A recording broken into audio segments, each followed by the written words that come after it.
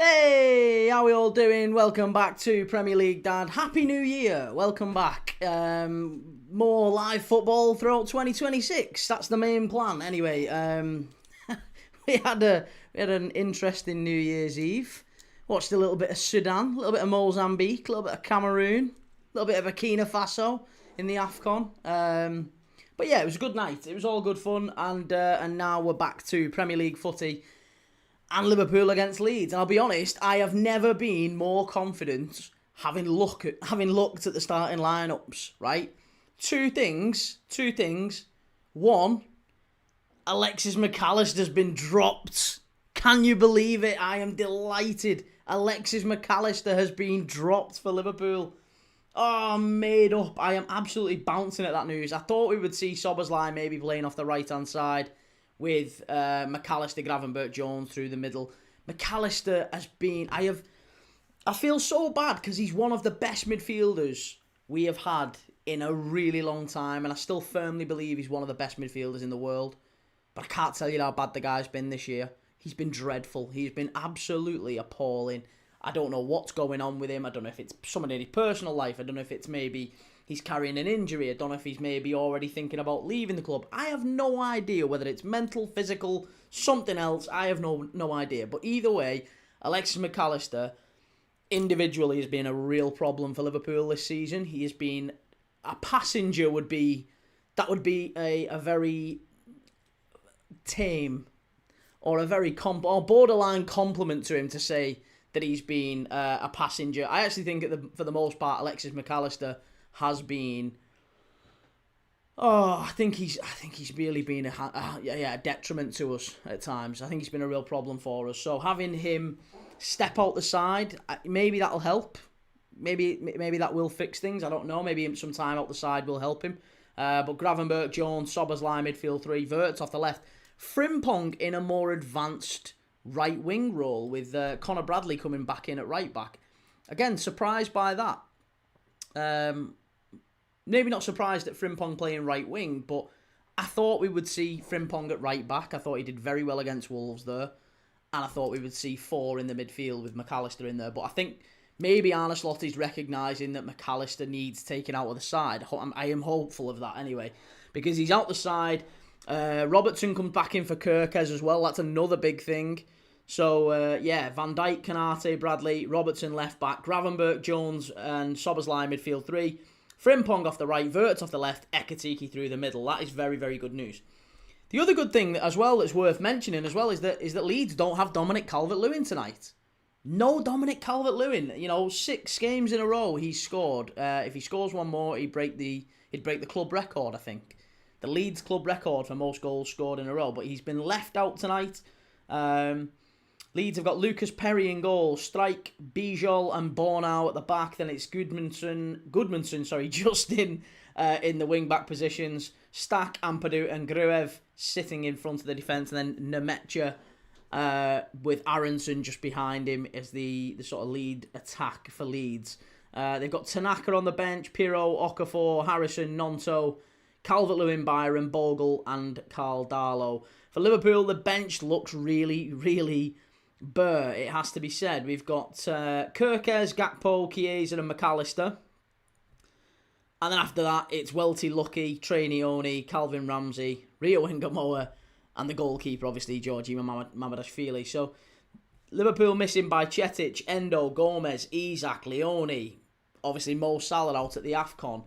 Leeds missing Dan James, Sean Longstaff, and a big miss at the back for Leeds tonight is Rodon. No Rodon at the back for Leeds. So that is a huge, huge miss. And I'm feeling confident, like I said, I think it's a big, big opportunity for Liverpool tonight to really, rein back in Aston Villa. Maybe even rein in some points on Manchester City. There's every chance that they drop points against Sunderland tonight as well. Red Rebellion says... sorry, how are we doing? I'm just catching up with the chat. Red Rebellion thinks a 2-0 Liverpool win tonight. Steve-O, how's it going? Adam says Maresca is gone. Yeah, I wanted to talk about Maresca, actually. How do we feel about the whole Maresca news? That is a really interesting bit of news. I mean, it's not surprising. Again, I think we've been saying that on the channel for a week or two, haven't we? A minimum, since the whole Everton kick-off post-match when he came out after the Everton game and said what he said. It's felt like it's just been bubbling away under the surface there. And we know that he's been speaking to Manchester City. We know that he's just been eyeing up some other clubs. And no, I do. I think it's always likely with Chelsea. They always sack managers. That's how they work. And actually, like I said before, they are a very successful club by doing that. They're unlike any other club that I know. Every other club needs continuity, needs the managers to stay for a couple of years before they start to see success. Chelsea sack them every 12 to 18 months and have done for the last couple of decades, and they still manage to win European Cups and Premier League. So, hey, good luck to them. Something works. But yeah, we've got Liverpool against Leeds tonight. 5:30 kickoff. It is on Sky Sports. If I can get Sky Sports on. Oh, it's because I'm bloody watching. It's because I'm watching YouTube from last night's AFCON game. That's why. Ronnie says, Happy New Year, Key. It isn't if you're a Chelsea fan. Talk about being a laughing stock. And Dabamoyo says, I've got to admit, Arsenal play good football. You surely not. Come on. Boy says, Key lad, I'm sorry for saying Smokey the dog looked like a rat last night. Hey, don't be sorry about that, mate. It's all good. We all say things we regret. And I know it wasn't true anyway. He's gorgeous. He's a lovely dog. He's a lovely dog. Come on. So yeah, Ronnie says Frimponga's right wing is interesting. Same idea when they played... What's that, sorry? Same idea when we played Dorgu right wing against Newcastle. Possibly, yeah. Steve-O says, my City friend said he was at the club shop today and a guest went into the a player entrance with Pep. Who was it? Who was it? Did he know? Adam says, are Chelsea fools for letting Maresca leave? No, not really. At the end of the day, like I said, for Chelsea, they're used to sacking managers. They're not like... You can't think of Chelsea like every other club because they're not. They sack managers willy-nilly all the time and it works for them. It's a massive thing that they love sacking managers and they're very good at it. So yeah, just don't worry about Chelsea. They'll get it done. Dad says, Key, do you think we'll get an early goal? Also, who'll be on set pieces tonight? Set pieces tonight will be Soberslai, maybe Robbo from the other side. Red says they're getting Liam Rossinha. Rodri, how's it going? Good to see you. Maresca's better than Slot, but behave yourself. Come on, don't be saying things like that. West Yorkshire lass, it's a Chelsea thing. Kane, good to see you. Jimmy P, I think it's really bad club management. It is an issue with Blueco. What exactly is it? What's going on? Do we know? Swifty says Joel Ordonez, heavily linked to Liverpool. Any good, Key? Well, he was very close to moving to Marseille in the summer. He is a very, very talented young centre-back.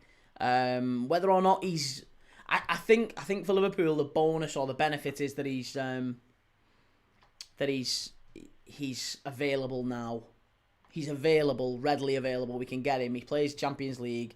I think that's a big win for Liverpool. Look at that again. Do you know what? I'm so tired of being right. Derby 1, Middlesbrough 0. The Middlesbrough collapse has been coming for a while, and I'm telling you, they are falling to bits.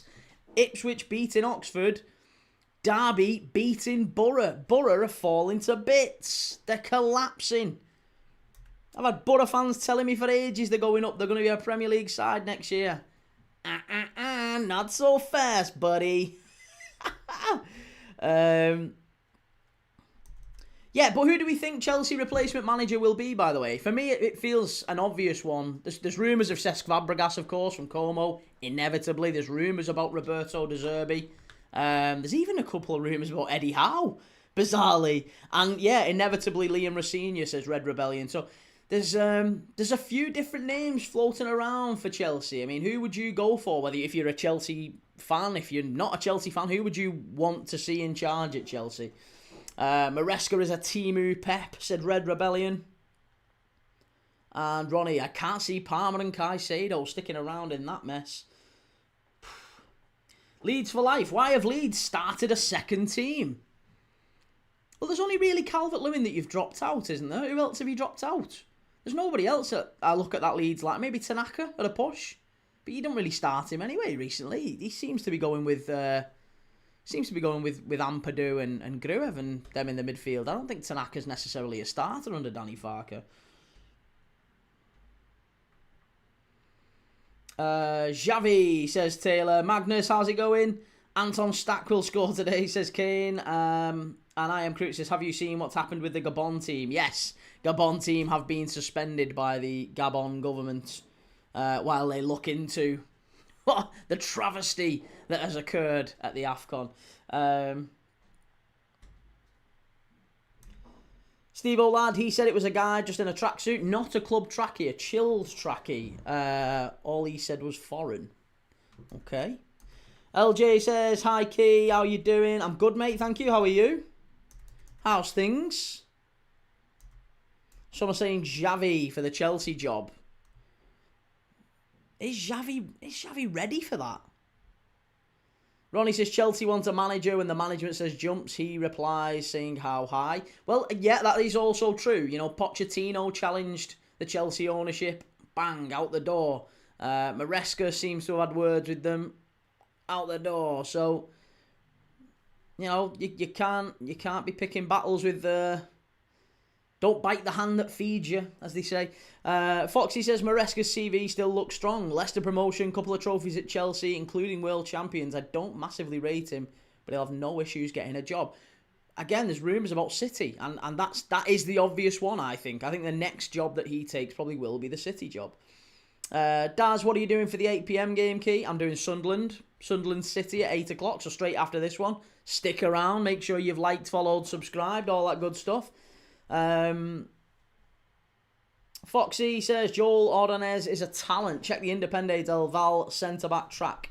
Round they produced them for fun. Pacho, Hincapié, Ordonez, and Chelsea signed the young Ordonez. This one's going to be 2-2, says Dylan. Red Rebellion says Pep won nothing last season, so he must be lucky to have his job too. And Boy says, I heard that Slot wants the Chelsea job, but Chelsea are looking for a manager of much better quality. Someone like Gary O'Neill. Oh, that's a little bit harsh. Come on, mate. LJ says, currently I have a headache because of the loud fireworks of last night. Yeah, a lot of people are nursing hangovers and headaches today, aren't they? I'm not one of them. I'm fresh as a daisy, to be fair. Although I am definitely... I've got a spot here, and it's just like from being dead run down and stuff over the last few days. Everyone in my house has been poorly, so yeah, I probably look a little bit grim, more so than usual, but I am okay. I am Crew. What do you think of the rumours from Fishahes about Trent to Man United? Trent's not going to United. Trent's not going to United. Trent is definitely going to go to... He's going to end up at Manchester City. I am supremely confident that he's a Manchester City player this time next year. And I literally called it before he signed for Real Madrid. I'm telling you that's what's happening. I am absolutely certain of it. LJ, is the dog all right? He's fine. Yeah, he's okay now. He's settled down. There's no fireworks today. Or at least there hasn't been so far. Maybe there will be later. Scottish GHK. Hi, everyone. Could be a nervous game. For Liverpool, do you think so?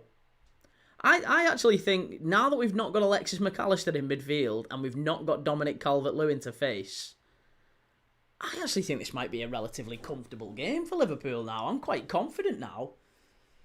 And I've not felt this confident about a Liverpool game in a long time, but I really do. I really do feel quite confident here.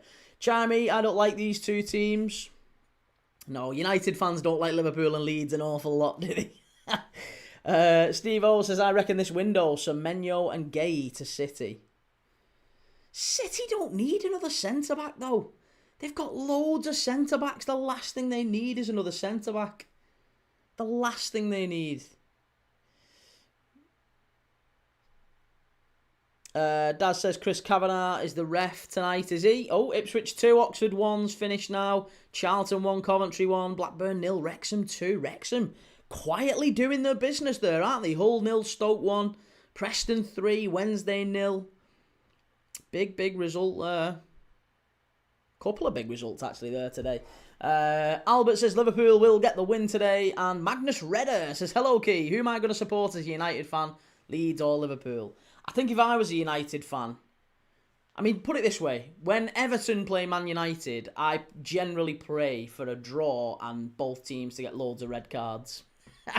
So they both get hurt in some way, shape or form. And they both drop points. So, yeah, if you're a United fan, I guess you would ideally want Leeds to win more than Liverpool, wouldn't you? Because, I mean, United... I don't believe this, but United fans still think they're competing with Liverpool. United aren't getting anywhere close to Liverpool this season. We've had one of our worst runs in like 70-odd years in this season. We've been really poor, and then we're still quite comfortably ahead of United, and I think we'll go even further ahead of United tonight. But yeah, for me, I think Manchester United would probably rather a Leeds win tonight than us. Adam says, could Leeds survive? I think they could survive, but will they survive, though? That's the problem. And I don't think they will, no. I think Leeds have got the wherewithal to survive. They've got some players in there that can, keep things tight at the back. They're quite robust in midfield. Just don't think they've got the goals in them. I am Crute. If we win this, then beat Arsenal, do you think we can worm our way back into the title race? We've got to go on an unbelievable run. For Liverpool to even be talking about the title race, we have got to go on a stupendous run. And I'm talking like Aston Villa, 12, 13, 14 games in a row where we're winning consistently. We're going to have to do that. I mean, we've won 4 in a row. We've won 4 in a row in all competitions, Liverpool. Let's not forget, 4 in a row. And we should have won 5 against Leeds. That one, we threw the Leeds game away last minute. So it should have been 5 wins in a row for Liverpool. And it's all been since we've chucked Mo Salah out the side. It should have been 6 wins, actually, because we won the West Ham game before that. So Liverpool have been playing really, really well in the last 6-7 games. We're unbeaten in the last 7. For me, I think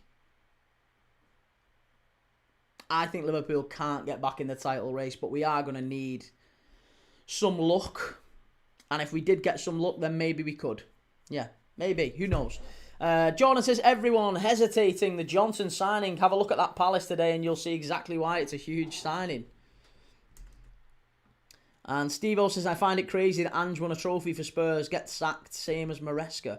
I think Maresca's got sacked because he's like, they've butted heads. Behind the scenes, they've had a row, they've had a scrap, they've had a fight, and sometimes it's just best to part ways. Sometimes it's best to just go.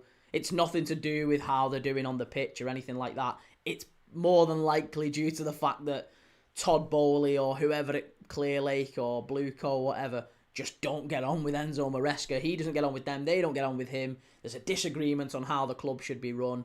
And they've decided to just call it quits. Jimmy, Happy New Year, Key. Where do you rate the Championship in European leagues? I would say it's probably 4th or 5th.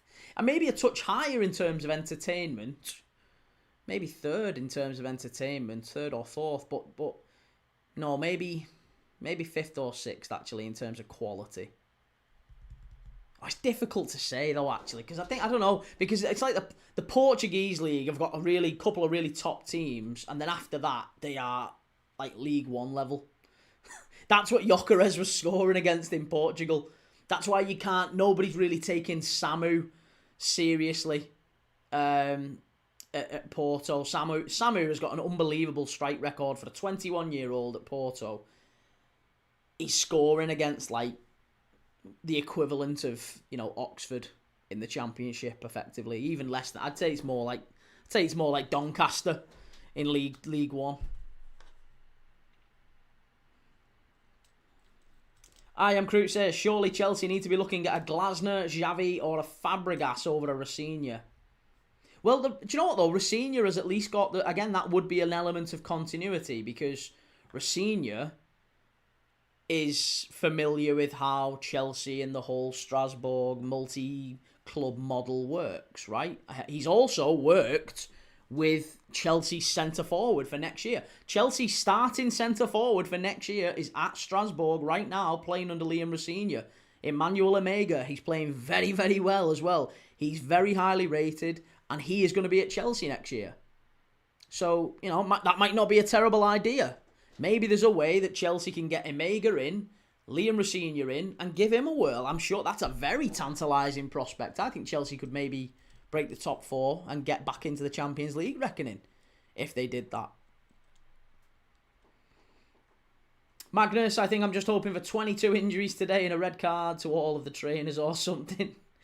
And I Am Crute says, would an ownership want to jeopardise one of their products by taking the manager out of it, though? Well, yeah, because not necessarily jeopardise it, but that's a great story to sell, isn't it? Imagine then, think about Liam Rosenior goes to Chelsea, right? Liam Rosenior goes to Chelsea. Then think about the manager who's coming in to replace Liam Rosenior at Strasbourg. What's the pitch to him? You could go to the brightest young manager, the very best, brightest young manager in Europe and say to him, listen, come to Strasbourg. Come to Strasbourg. You'll be able to buy pretty much whoever you want. We'll give you the best of the world's young talent to work with because Chelsea are going to buy him. Chelsea are going to go and buy Kendry Pires. They're going to go and buy, all these great young players, and we're going to farm them out to you to look after. And then, when you do well with them, if you prove to be working well with these young players in a big league and doing well in Europe, then there's a pathway to a top Premier League job. That's a great sell. That's a really good sell. Do well here, you'll get that job. I think that's a really good sell.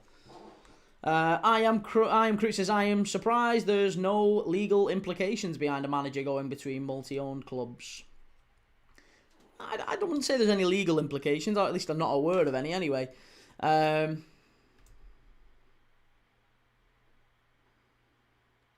Steve O says, feels weird, no AFCON. Not tonight, no. And Foxy says, leave Portugal alone, I like that league, but you are right.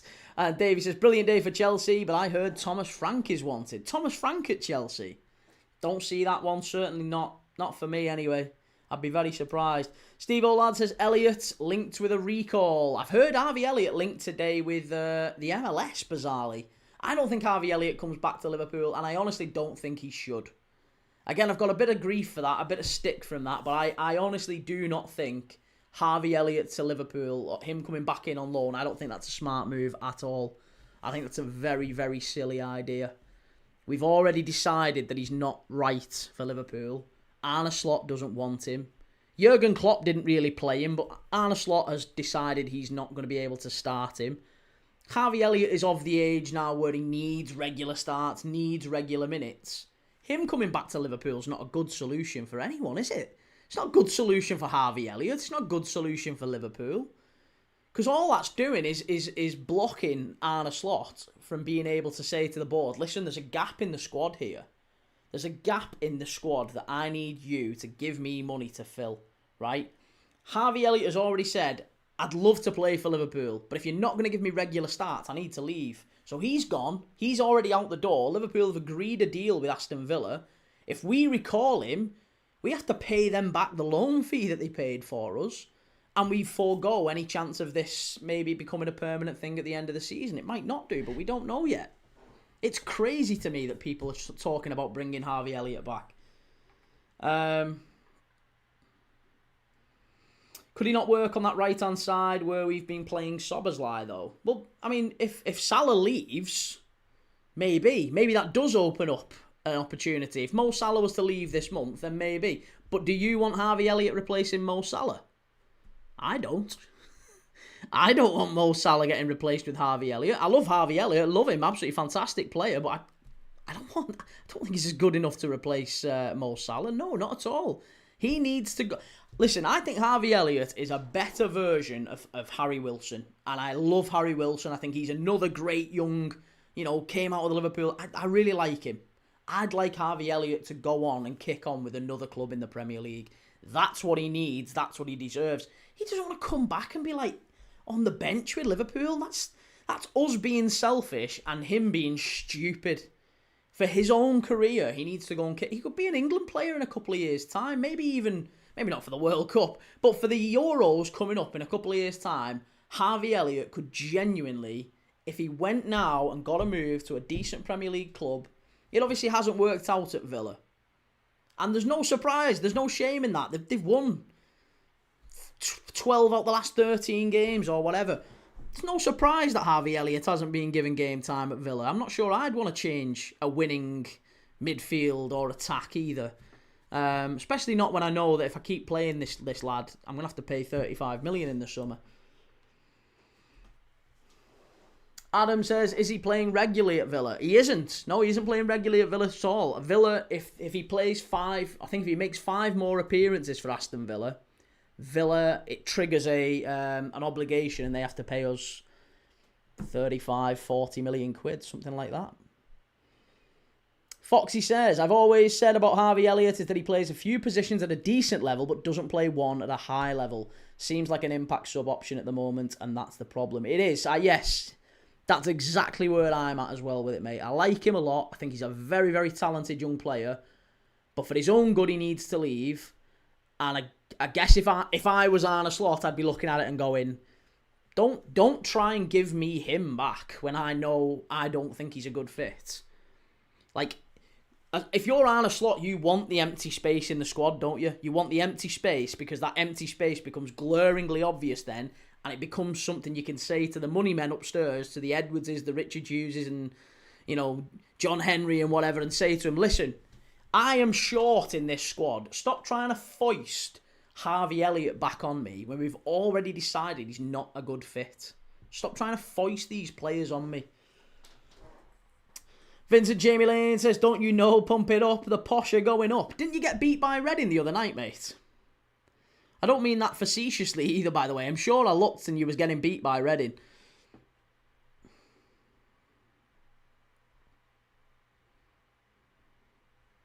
Kane says, having a brilliant season, Harry Wilson. And Jake says, I think Harvey will leave next summer because we have Salah, Chiesa, Frimpong at right wing and he's not good enough to start in midfield.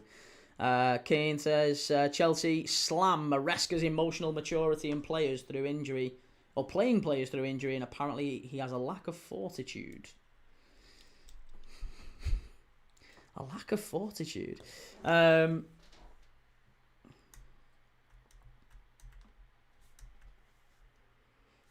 Roshant says, we don't have a winger. We don't have a winger? Liverpool don't have a winger. We've got a couple of players who can play wide, though. Yeah, we have wide players. Frimpong and Kirkes are very, very good at going wide in that way. But Harvey Elliott's not a winger. Foxy, Harvey Elliott had the chance to go to the Bundesliga. It was a no-brainer move for him. He'd do well there. Yeah, I think he should do exactly that. I think he should have maybe gone to like an RB Leipzig or maybe even a Stuttgart or someone like that. Chimey says, Key, do you remember how people around you started changing when you got a job? People are always changing, mate. That's life. People are always changing. Stuff happens. Stuff happens in life. You'll change, by the way. You are a very fluid concept. The things you want today are not the things you want tomorrow. Other people are exactly the same. And there'll be people who come into your life for a season and leave, and that's fine. Be very, very relaxed about it. Just welcome them in and say goodbye. Don't burn bridges either, by the way. That's always a big piece of advice. Roshant, we need a direct winger like Luis Diaz. I disagree. I disagree, personally. JB Leeds says, with the team that clown Farke has put out, we've already lost. Who would you have played, JB? Who would you have played? If you're a Leeds... I mean, you are a Leeds fan. I can see your username, JB Leeds, I'm guessing. You are a Leeds fan. Who else would you have played? Because I can only see that Dominic Calvert-Lewin's been left out. Like, who else are you looking at and saying they should have started tonight? Red Rebellion, there's rumours that Chiesa could go to Juventus and Yildiz could come our way. Yildiz would be a better option off the bench than Chiesa, for sure. And that would be certainly more of a Liverpool-type signing, wouldn't it? If we went and got someone like Yan Diamand and Yildiz, yeah, make us very exciting next year. Vincent Jamie Lane says, 5 points off the playoffs now, up the posh, and unbeaten in 6. We drew 1-1 with Reading. Sorry, we should have won 3-1. I think, was you losing 1-0 though? I'm sure we was doing a live, and I saw you was losing 1-0, and I was thinking, oh, Vincent's not going to be too happy with that. Nigel, Norwich won 2-1 at QPR. Still conceded last minute again. Thank God we got the second goal in the 96th minute. And Chimey says, I hope we all have a great year ahead. Thanks, Key. No worries, mate. Listen, stick around, mate. Listen, it's important stuff. So yeah, always happy to help. JB says he's took Dominic Calvert-Lewin, should have put Ampadu in defence and Gruev in as his replacement. Bornau will let us down. So there's only really a couple of players there that you're looking at and thinking, what on earth is he doing in it? And that is maybe Dominic Calvert-Lewin going in where Nemesha is and Bornau out, Ampadu in the back three. There's only really 2 changes. I mean, that doesn't strike me as a really surprising... Yeah.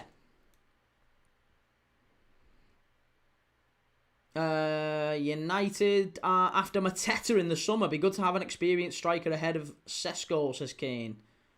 That'd be a very good signing. Not necessarily a United type signing though, Mateta. Martin says Tanaka instead of Gruev. Again, other Leeds fans can't really agree with that. Mackenzie says Dominic Calvert-Lewin rested as he can't handle that many games and Nemesha is a good player. Foxy says, talking about Juve, you can see a lot of interest for Fabio Moretti this window. There's a couple of good young players now at Juve. Tamo Moyo, will Man City win the Prem? They will for me, yeah. That was my prediction at the start of the season. I'm pretty confident they will. And Roshant says, are Liverpool pressing enough this season? We're pressing less compared to us under Klopp. I think we're maybe a little bit less intense, but we're covering the same sort of... I think the problem for Liverpool is personnel. If you look at who used to trigger the presses, we don't have those types of players anymore, and that's not the fault of Arne Slot. You look at, like, Andy Robertson is not in the team most weeks now because he's too old, you know. So, not that he's too old, that's maybe the wrong phrase, but he's getting on. We're trying to phase him out and bring in a new young left-back. We've gone and got Kirkes, who is a fantastic young left-back, but he's going to need time. Robertson's going to need gradual phasing out, and the result of that is that we're less intense from the left. Luis Diaz has gone. Arne Slot didn't have any choice in that. Diogo Jota was one of the hardest working centre-forwards around and a very intelligent presser. Sadly, again, he's no longer in the team. And Trent Alexander-Arnold as well, who used to help us beat presses with balls over the top and balls that used to break the lines. Trent Alexander-Arnold we don't have. That's through no fault of Arne Slot. So there's been changes to the team that have been forced upon the manager, not through any fault, and he's had to deal with them. Look, you know, Darwin Núñez. People used to give Darwin Núñez a lot of, you know, credit, or rather a lot of criticism. But I think he's a massive loss in terms of intensity and pressing.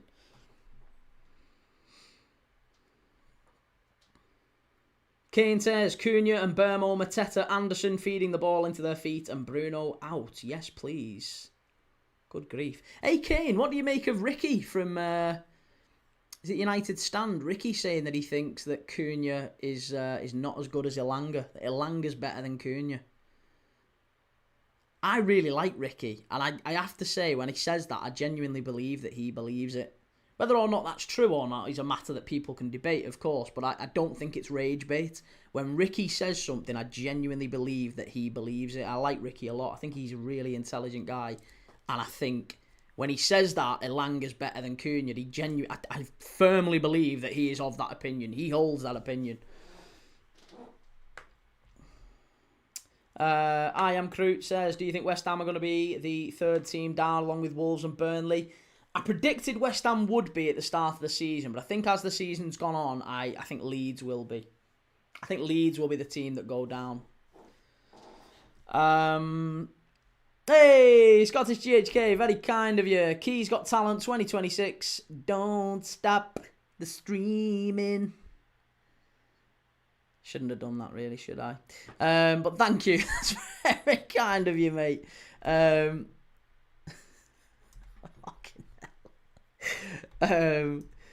Foxy, how's it going? One sec. Come on, Key. Why are you clicking that? Come on. Sort your life out, mate. There you go. That's what we wanted to do. I wanted to just give that comment a little love. Foxy says, the problem with players like Jan Diamand, Leipzig make you overpay now. All about timing, and last summer was the time. They signed him for 17 million now. How much? Yeah, I mean, yeah, it was Levante, wasn't it? 17 million quid from Levante. Top quality. GTFC TV says it's Rossinha going to Chelsea. It's a joke if he has failed at Hull with half his players being Prem quality. No, Rossinha didn't fail at Hull. I thought Rossinha did very well at Hull. And actually he's done very well at Strasbourg.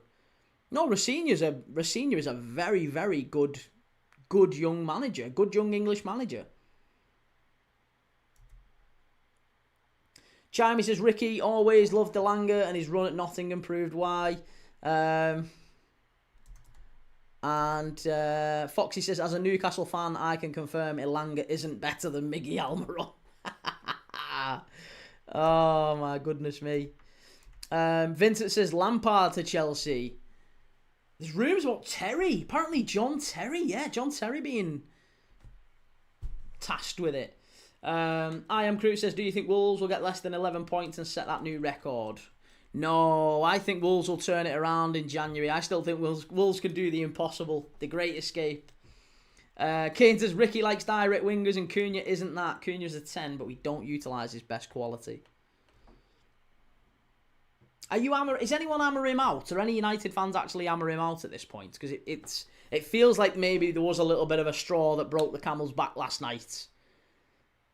Is anyone who's still very much hammer him in, or you firmly hammer him out? Is there anyone who's kind of on the fence? Leganés, sorry, not Levante's Etta Young, isn't it? We were talking about Etta Young last night in the Cameroon game. Levante's Etta Young. Leganés is Diamand. Apologies. Yes, you're right. Cian Mooney, I'm so gutted. Had to go out due to personal matters, so can't watch. I'm hoping we win to close the gap on Villa. Well, no worries, Cian. Pop in when you can later, hopefully. Maybe if you're around tomorrow, or maybe come back for the Sunderland City game tonight. We'll have a chat about the game. GTFC says, Ricky is a living, breathing meme. And Callum says, Glasner to Chelsea makes sense, and they've played a back five before. Glasner. Ashish, how's it going, Ashish? Sarah, how's it going, Sarah? And Roshan says, best manager in the Prem other than Guardiola and Arteta. Arteta's not top three. It's very much, for me anyway, it's Guardiola, Slot, Emery. Yeah, Arteta's not top three.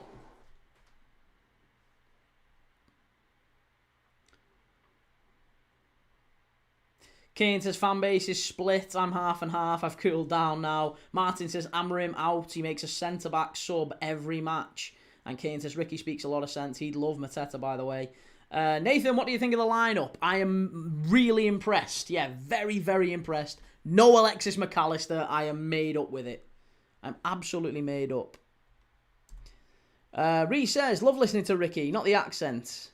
The best for obscure takes, just thinks he sees football in a very structured, chess-like, anti-individualism way.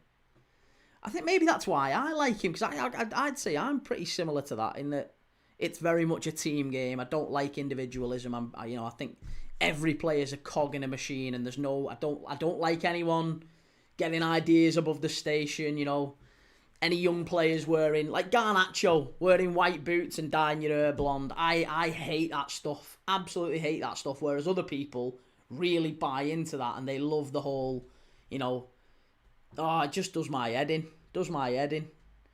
Because I imagine if you're a teammate, you think, who are you? Who are you?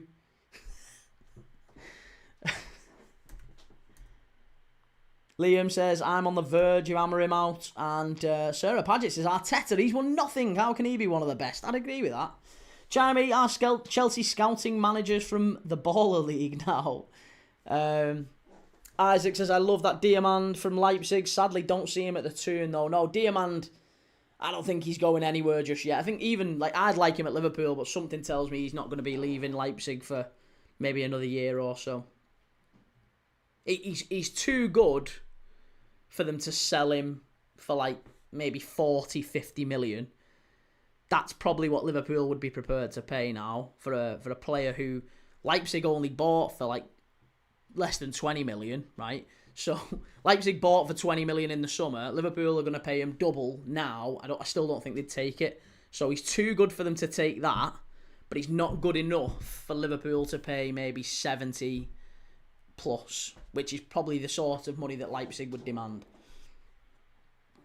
Ross Shan says, I like Rio Wingamoa. Am I the only one who wants him to play?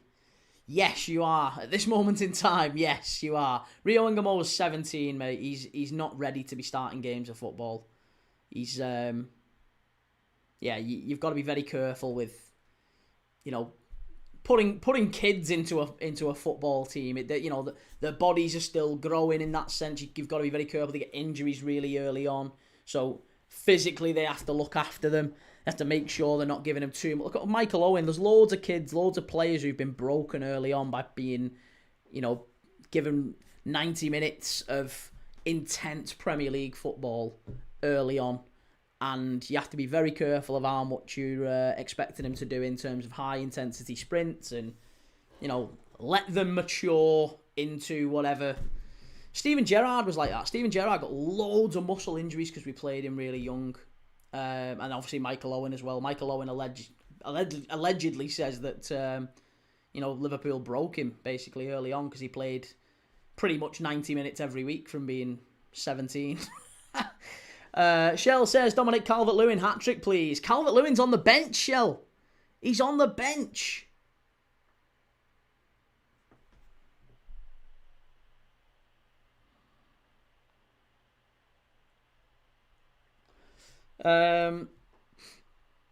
Ricky says, angry Ginge for the Chelsea job. And Spencer Richardson says, have you seen that fire in the Switzerland ski resort? I haven't, no. And Kane says, Gramps Casemiro walking with the ball in the midfield yesterday and didn't know a player was behind him. Nathan says, look at Yamal though, he plays every week. I know, but not, again, Yamal, he's the exception, not the rule. He's the exception, not the rule. And also, you don't know what Yamal's career looks like in 5-10 years' time. Kylian Mbappe, exception, not the rule. There's some young players who they can do it with, and some young players they can't, and you've got to trust the experts at the club. It might well be that Arne Slot would like to give Rio Wingamoa more minutes. It might not even be due to a footballing reason. It might be that they're saying, listen, if you play this kid, you're going to break him. He's not quite at the level just yet. So you never know. You never know. But I think you've got to be careful with that stuff. Kane says, our midfield's dog shaky. I'm more patient because Amorim still doesn't have his squad. Sacking a manager doesn't achieve nothing when you're rebuilding. I know, but isn't there just... do you not have to accept that there's a constant state of flux with football? Like, every manager's in a rebuild, aren't they? Every manager is in some phase of a rebuild. And, it does baffle me a little bit that United fans took this approach with Amorim of, well, he's still not got his own squad yet. Nobody else has been in... No other manager has ever been given that entitlement. No other manager gets that level of... Well, he's barely signed anyone new. He's still signed a fair few. And surely most managers coming in, they have to work with what they've got. That's the whole point of it, isn't it? Ruben Amorim was appointed Man United manager, and I am 99% sure they said to him in the interview process, can you work with these players that we've got? Because we've signed some pretty expensive players, and we don't just want to write them off. So this group of players we've got here, do you reckon you can get better out of them? Because that's the only basis on which we're hiring a new manager. And I guarantee he said, yeah, definitely, I can get... Xerxes, absolutely, I can get better out of Xerxes, no problem. You've just paid 40 million quid for him. I'll get a tune out of him, no problem. I can get a tune out of this player, that player, the other player, but it just hasn't quite panned out that way. Reece says, I think football is basically the best soap opera in the world, so the more flamboyance and chaos, the better the storylines. It's kind of a tug of war of tactics and structure versus magic and individual brilliance. That's like Wordsworth and Shakespeare and just absolute Keats level of poetry there from Reece. Beautiful stuff.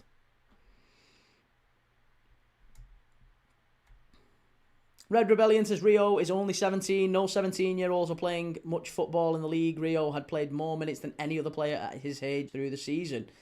And Ashish says, is there a chance of Bruno moving to the Saudi League? Well, allegedly he's turned it down, hasn't he, in the summer? Whether or not he does it again, we'll see.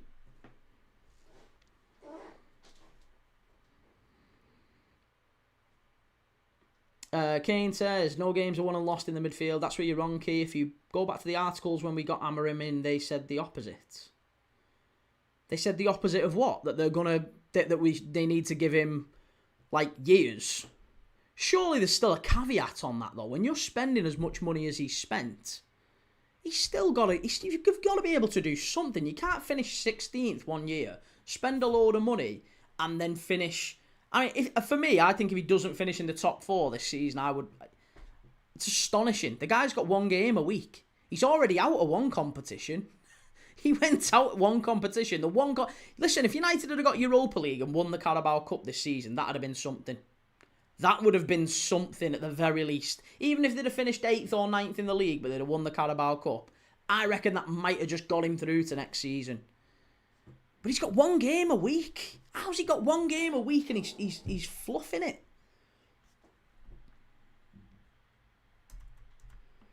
Davey says, while Xavi is currently a free agent and among the top 5 favourites to replace Maresca, it appears that Liam Rosinha is the front runner. And 3-Star Red says, my heart says Leeds, but my head says Liverpool to do Forest a favour. I do think so. I think Liverpool win tonight. I'm feeling confident.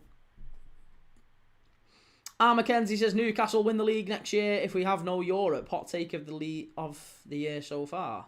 Newcastle to win the league. You lay off whatever you're smoking, mate. Sorkin says Liverpool in good form. Very good form, yeah. 4 wins on the spin in all competitions for Liverpool. Welsh Wing says, if Slot finishes outside the top 4 and doesn't win a trophy, would you sack him? No, I wouldn't sack Slot. No, I wouldn't sack Slot. But I think Slot is a very, very different mix to Ruben Amorim for the same basis that he's come in and won something without changing anyone to his squad. So if Arne Slot finished 5th, I would still, personally, I would want to give him another year, right? But I could understand if the club sacked him. Liverpool can afford a season out of the Champions League. Pretty much all the clubs in the top 4 can. They've all got it baked into player contracts that if the club does have 1 year out, all the players have to take a 25% pay cut. That's baked into pretty much it's baked into every contract at Liverpool. Every single contract at Liverpool. If Liverpool finish 5th next year, or this year, then all the players get a 25% pay cut. So yeah, I think Arne Slot, if Arne Slot was to finish 10th this year, personally, I'd have still wanted to keep him for next year. And Die is all it takes, says Newcastle can't win Tyneside, yet alone the league. And Kane says they said to him, we want you. He said he's not switching formation, and they said sure. No, I disagree, mate. I think Ruben Amorim went into that interview and he didn't go in like, put his balls on the table and said, I'm demanding this, and this. He wanted a job in England. Ruben Amorim basically fucked Sporting over to go and try and get the West Ham job. Do you remember that? Do you remember that? Like 9 months before he got the United job, he literally flew to West Ham, flew to London, mid-title race in Portugal, to try and get the West Ham job. West Ham told him to leg it. They didn't like him.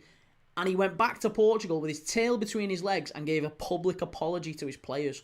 This guy was desperate for a job in England. There's absolutely no way that he came into that job at Old Trafford, that interview, and said, well, if I'm going to do it, I'm going to do it my way. And I'm going to do it this way and that way. And if you disagree, then I don't want the job.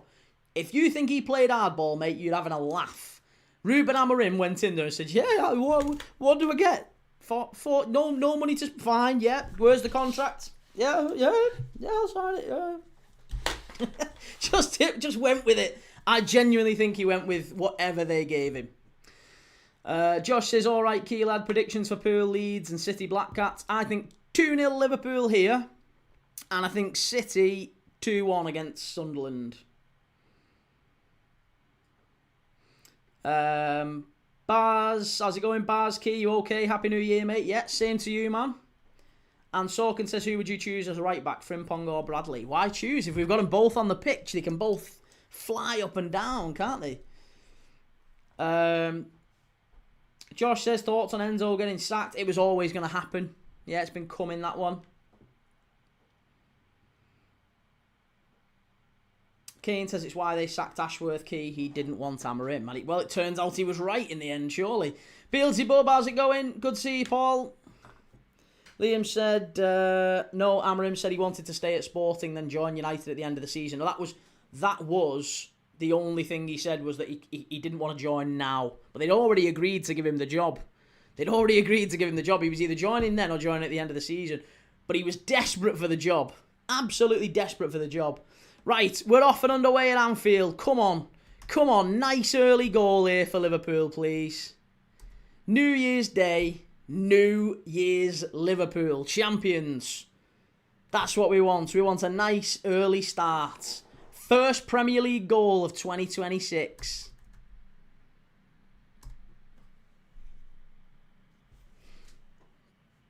Beelzebub, I need a New Year's present from the boys. And Sorkin says, true, Amorim went against the whole Sporting border. Yeah, it was... it's crazy to me. Absolutely crazy to me that United fans were so accepting of Ruben Amorim.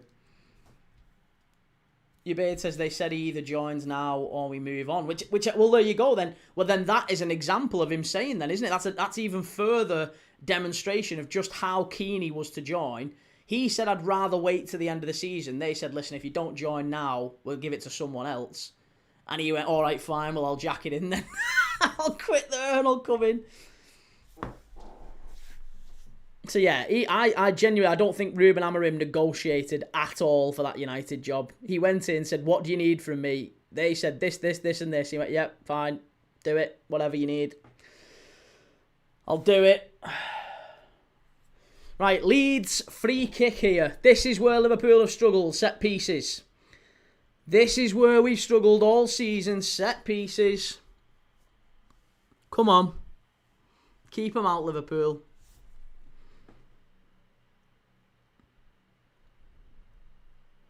Ball whipped in. Alisson punches it away. Love that. Got to win the second ball, Liverpool. Here's Wirtz.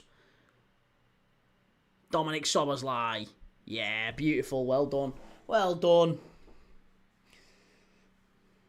Charmy says, do you think players will leave Liverpool if they get a pay cut? No, I don't think so. I don't think so. And to be honest, players really aren't, generally speaking, players, top level players aren't geared in that way. Not for one season. Like if there was a Liverpool player that came in, like, let's say Wirtz, right? If Wirtz was in this Liverpool team and they missed out on Champions League footy. Oh, Van Dijk, come on. Good pressure from Leeds. That's offside, ref. He's miles off there. Well done, Conor Bradley. Yeah, I think if Wirtz was part of the Liverpool side that didn't get top 4 this year, and he had to take as a result, I think he's on 240, Wirtz, is he? He's 240. Right, so that's 120, 60. So we'd have a £60,000 pay cut, so we'd have to go from 240 to 180 for next year. That's not going to move the needle for him. That's like 60 grand a week. It sounds a lot, but after tax, that's what? Maybe 100 grand a month? 100 grand a month isn't. If you're already making £1 million a month or thereabouts before tax, 100 grand a month's not going to move the needle. You'd just be like, all right, fair enough. Like, it's not ideal, but I was part of the failure, so fine. You know, we'll get back in it next year.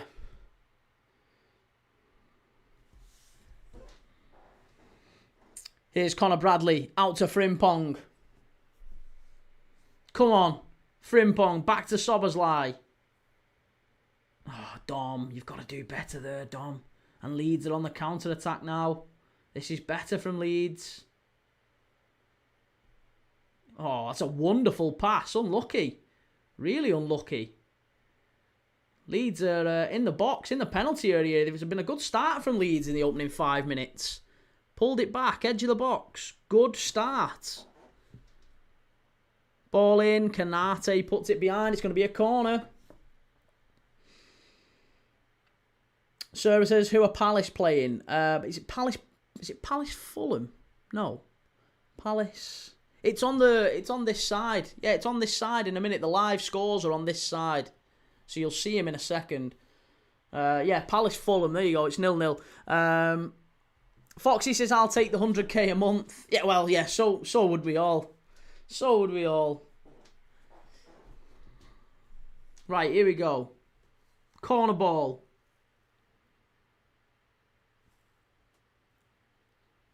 Headed away by Van Dijk. Headed back in. Leeds getting... Oh, it's another good block and another corner. It's another corner.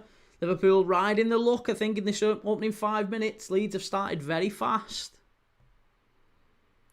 But, you know, first game without a set-piece coach. Liverpool have defended everything all right so far. If we manage to get through tonight without conceding from a set-piece, it won't be a bad start. Oh, Wirtz. What's Wirtz? Wirtz has got a punch in the face, has he? He's all right. He's okay. Go on, Flo. You're all right, lad. Aban, how's it going, mate? Good to see you. And Danny says, what's your opinion on Mark Gay wanting the Arsenal move? Good luck to him. Yeah, good luck to him. I mean, I'm not dead sold on Mark Gay at Liverpool for what it's worth. Yeah, I'm not completely sold on him coming to Liverpool. Chalk Chart says, last 2 games Liverpool have won, but not in good shape though. I'm still curious. Doesn't matter how you win as long as you win. That's the Arsenal approach, isn't it? She says the Liverpool kit is better than the previous season because of Adidas. Yeah, I like the Adidas kit to Liverpool. Oh, great play by Connor Bradley down the right-hand side. It's wonderful play. Into Frimpong. Great play, Liverpool. Stood up. Edge of the box. Hit it, Gravenberch. Oh, hey, that's a better chance. Better. It's good play, that, by Liverpool. It's very congested, though, in that Leeds half. They're not opening up at all. There's very, very little room in between the lines, so we're going to have to rely on Wirtz and Soberslai to knit something together. Ekatiki's broke through here. Great run from Hugo. Unlucky. Better. Beelzebub, did you ever buy any of those tops, pal? What tops? What tops? The ones behind me.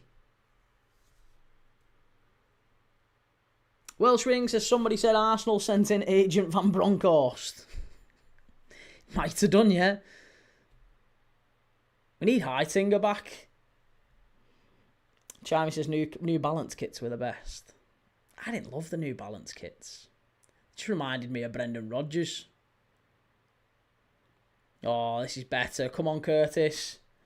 Beelzebub, I gave you the link about 3 months ago. See if we're on the same page here.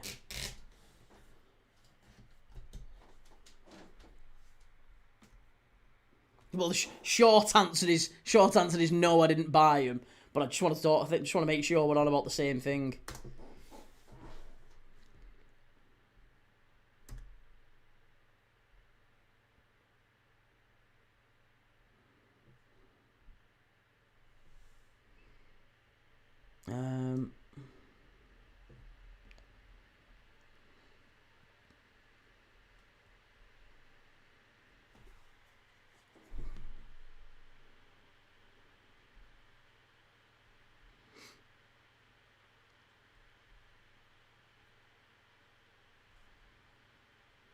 Oh, there you go.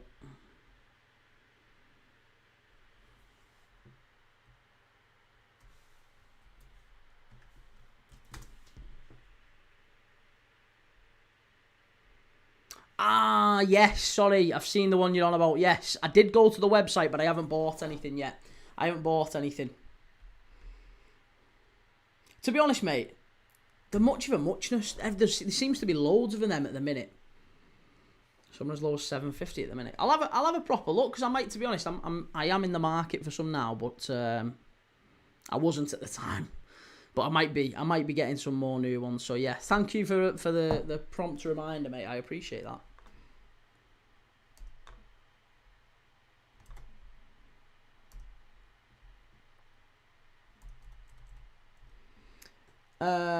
Aban says, what do you think is the best kit in the Premier League this season? Well, I'm biased, but I genuinely think Liverpool's. I like Liverpool's home kit. Oh, great run from Curtis. It's back out wide to Ekatike. Pull it back, Hugo. Oh, Verts. Yeah, unlucky. Good save from the keeper. Hit it. Bradley. Oh, slice. That's shocking from the defender. Bornau. Ekatike. Back to Gravenberch. Give it to Robbo. Go on, get it in the box there. This is much better. Liverpool now starting to get a bit of control in the game. We're just starting to press. Starting to put a bit of energy into the game now. Frimpong. Oh, he's such a good player, Frimpong. I don't care what anyone says. He is such a good player. Great ability to just drop a shoulder and beat a man. I love it. Foxy says Gay was linked to us at the start of last season and I didn't want him for the 75, 80 million they wanted. Silly money. But he's a good signing at a cut price or on a free in the summer. I don't think Mark Gay is going anywhere in January. I am 99% certain that unless Palace force it, if Palace force him to leave, then he'll go. But I don't think Palace will force him to leave unless they get maybe like the rumours about Man City. You know, them offering Nathan Ake and a bit of money from Gay for Gay. That might work.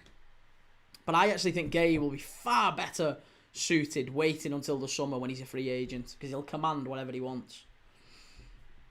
Beelzebub says Frimpong had better stats than Trent last season. Did he really?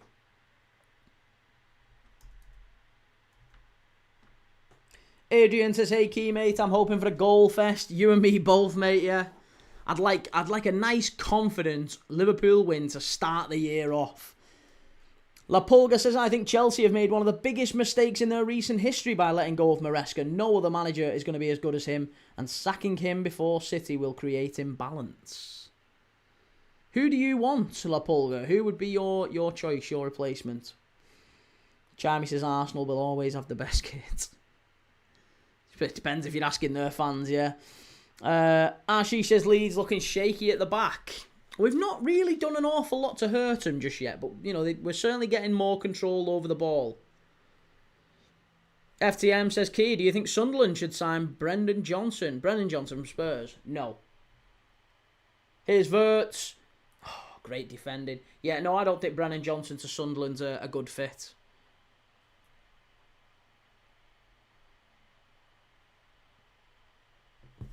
Here's Verts. This is better.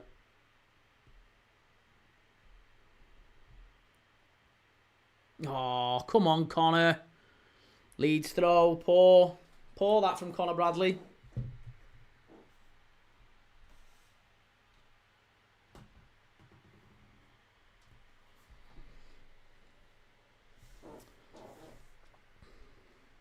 Foxy, I just bought a Botswana shirt the other day. Worst team in the AFCON, but lovely shirt. The Mali shirt's nice, isn't it? And Aban says, Bundesliga or Liga, which one do you think has more competition? One is dominated by Bayern and one with PSG. I would say Liga. Yeah, Liga's probably slightly more competitive. Oh, that's a great run. Hugo Ekatike. Oh, Vert's unlucky. Ref, you've got to give that him. You've got to check that, ref. He was pulling him all over the place there. He's all over the place. That's got to be a penalty. Do you know what? If he goes down there, this is where the referee has got to be stronger. Because if Hugo Ekatike goes down, look at the state of this. Look at the state of that. If he goes down there, it's a clear penalty, ref. It's a clear. Watch this. Look at. He's got two arms round him. That is ridiculous. That has to be a red card and a penalty. Oh my god. Oh my god. That has. If he goes down there, it's a pen. If he goes down there, it's a pen. Get him off. Get him off. Are we going to VAR this? because he stays on his feet. There's got to be a check on this, ref. You've got to check this. You've got to check it. How are you not giving this, ref? Oh my God. That is absolutely outrageous. That is outrageous. If he goes down, that is a clear pen. And then people wonder why players dive, and he is literally double arms round him, and then dives in and gets none of the ball. This is just infuriating. If Liverpool drop points tonight, it's stuff like that that's really, really ridiculous. It's ridiculous, that. A rugby tackle that continued into the box, says Reese. It is, isn't it? It is. That's the clearest example of it. Oh. Ref, what is going on here? Dirty barstool, says Sarah. Absolutely. Ridiculous decision from the ref. The cheeky bar steward. Here's Robertson. Oh, he's going to give a foul to Leeds for that. Yeah, of course you are. What a surprise. Kavanagh. Shocking. 3-star Red says, don't think Chelsea will be waiting to May to bring in Glasner. I don't think they bring Glasner in, No, I'm pretty confident Glasner's not going to Chelsea. And Welshwing says, no check if there's an advantage key. That's why he should have gone down. I disagree. I think you've got to give the penalty. You've got to give the attacking team the advantage to let him play on so he sticks it in the box. If he puts that in the net, it's there you go. But I'm sorry, you can't have him being wrestled, and then what? Because he finally gets through and they get players back because of the wrestling. That's giving Leeds an advantage, if anything. Hugo Ekitike was an honourable player there and stayed on his feet, and now that's why we've got managers coaching players to go down. It's crazy, that. Absolutely crazy. Aban says, even though I'm supporting Leeds, that was a penalty for sure. It was. Can't argue it. Beelzebub says, where's Maresca going now? Man City, maybe. Well, apparently he spoke to Man City twice.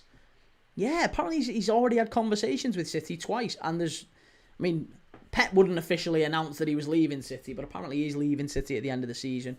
And Maresca is the one they've lined up to replace him. So Maresca going back to City, it might well be that he's just, he's going to take 6 months off now and then go in at City at the end of the year. The Pulgar says we would have to choose between Xavi and Liam Rosinha because I don't think Fabregas will leave till May. Fabregas, yeah, apparently Fabregas, have Como officially sold Nico Paz, by the way, to Real Madrid? Is that actually happened? Because I do worry if Fabregas went to Chelsea, that's exactly where Nico Paz would be going.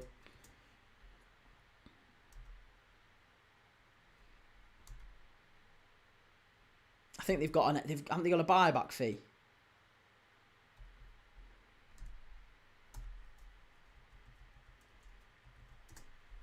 Yeah. Nico Paz will be reportedly signed back by Real Madrid for just 9 million after activating his buyback clause in June 2026. 2026, there you go. Yeah, so he's going back to Real Madrid. Never mind, ignore that. T16, refs have no clue. They've completely ruined the game now, as well as VAR. I am baffled by that decision, honestly. It is it's crazy to me. Scottish GHK, thank you for the super chat. Best Hearts kit ever found. Every foundation contributor who donated to it to buy the club back printed on it, played in it, and every fan had fun finding their name. Wow. Bloody hell, that must have been I've never even seen that kit. Let me have a look at it. That's a cool concept for a kit.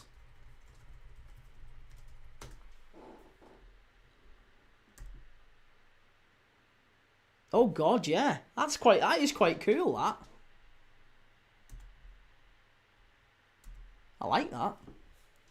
Vosh Styler says, where is Sobersley? He's there, mate. He's on the pitch. Here's Curtis Jones. Pulls it back to Robbo.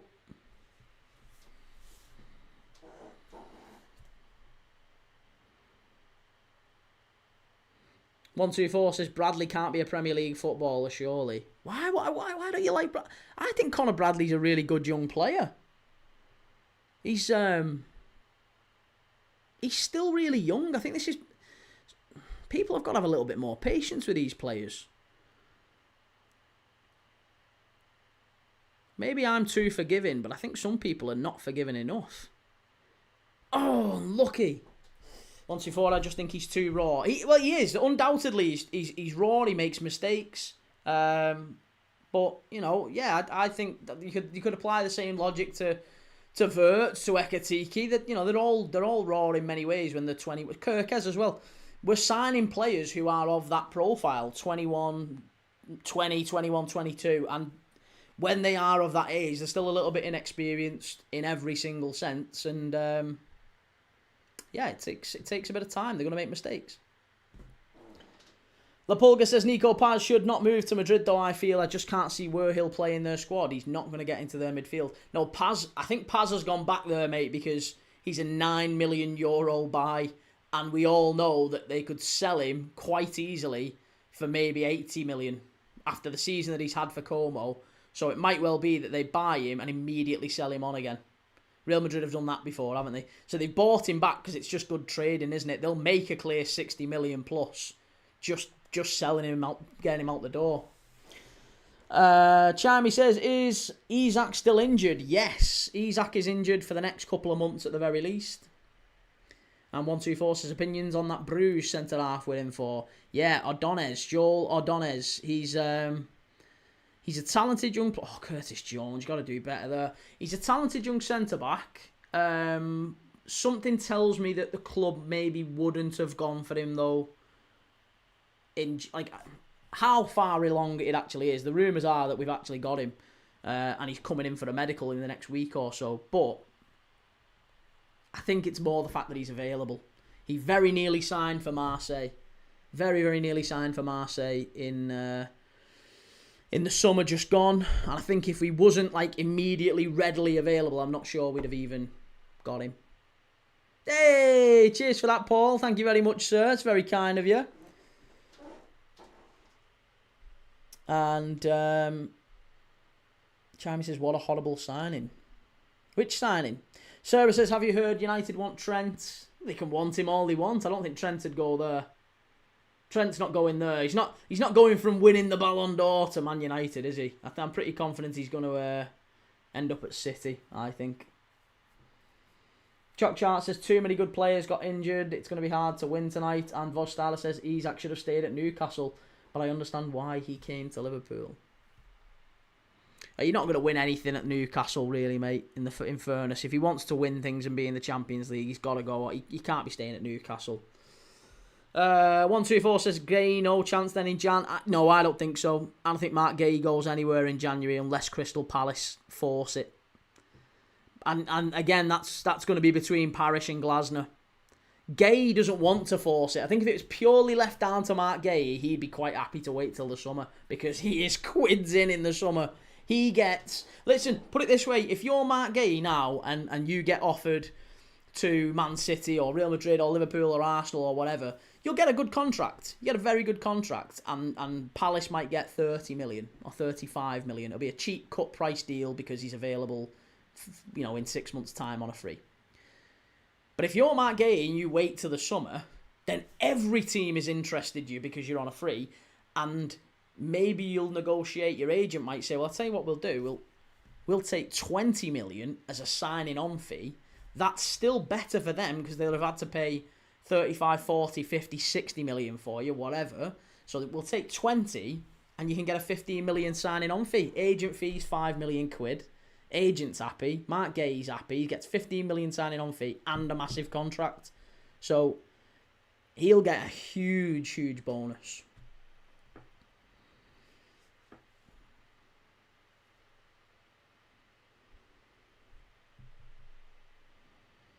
DC says Madrid should go for him. Is he still going to Liverpool or Madrid? I think if anything, he's more likely to go Barca or Bayern, actually. Yeah, he's a Barca or Bayern type of player, Gay. I don't think he's a I don't think he's a Real Madrid signing. Real Madrid have already got quite a few centre-backs on the books. Hey, Mr. Edwards, Happy New Year, everyone. Loving Chelsea right now. They're an absolute mess. Well, I'm not loving Liverpool and the referee not giving us anything tonight.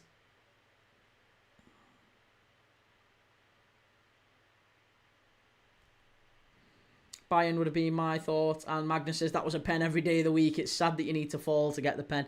Yeah, it's sad, isn't it? That's what I was saying before, mate. I think it's the same. Welsh wing, I can see him going to Arsenal in the summer. Why would he go to Arsenal? Why would he go to Arsenal? You've got Nkapie, you've got Ben White, you've got Gabriel, and you've got Saliba. And you've got Mosquera. In what world is Mark Gay going to Arsenal? Unless you sell Saliba or Gabriel, there is no way at all, absolutely zero chance of Mark Gay going to Arsenal. Unless you sell one of those big players. You no way he's going. Mark Gay's not going to Arsenal. It's crazy. GTFC says no way Leeds are getting relegated. I'd say they are. I think they are. I think they're getting relegated. Sarah says, why go to Arsenal to sit on the bench? Well, wherever he goes, he'll sit on the bench. If he comes to Liverpool, he'll sit on the bench. If he comes to, if he goes to Real Madrid, if he goes to Bayern, if he goes to, maybe not to Bayern, but if he goes to Barcelona or Real Madrid, he'd sit on the bench. If he comes to Liverpool, he'll sit on the bench. If he goes to City, he'll sit on the bench. So I think any big club that Mark Gay goes to, he's not going to be an immediate starter for. The attraction with Mark Gay is that he's free. It's not necessarily that he's a great player. Because I actually... There's some Palace fans who've argued this, but I don't think he's... I don't think for 1 second he's even Palace's best centre-back. I think Lacroix is Maxence Lacroix. Welsh Ring says Nkapie is only on loan. He's not, mate. He's on loan with an obligation to buy. So Nkapie is going to be an Arsenal player next season. That's already confirmed. And Ben White, even if you say Ben White will be sold, Ben White's not... Mark Gay's not a replacement for Ben White. Do you think Mark Gay is going to swap how many games? He's playing every week at Palace. Think he's going to go and get 10 games a season like Ben White does? Mr. Edwards says, we're after Trent first. I've heard, sir. I can't see it myself. It's the January transfer window, so it's that time of the year. Every man and his dog is linked with United. Boy says, Gay's definitely good enough to start for Liverpool. He's not, mate. There is no way Mark Gay starts ahead of Virgil van Dijk, which he's a left centre-back. He's not going to start over Virgil van Dijk. That's not going to happen. Just not going to happen.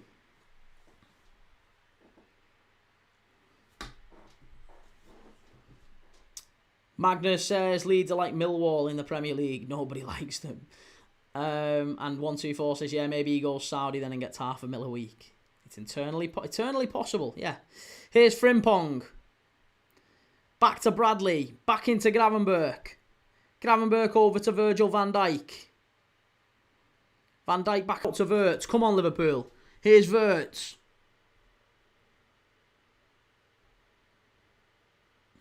All the way back out wide. Unlucky.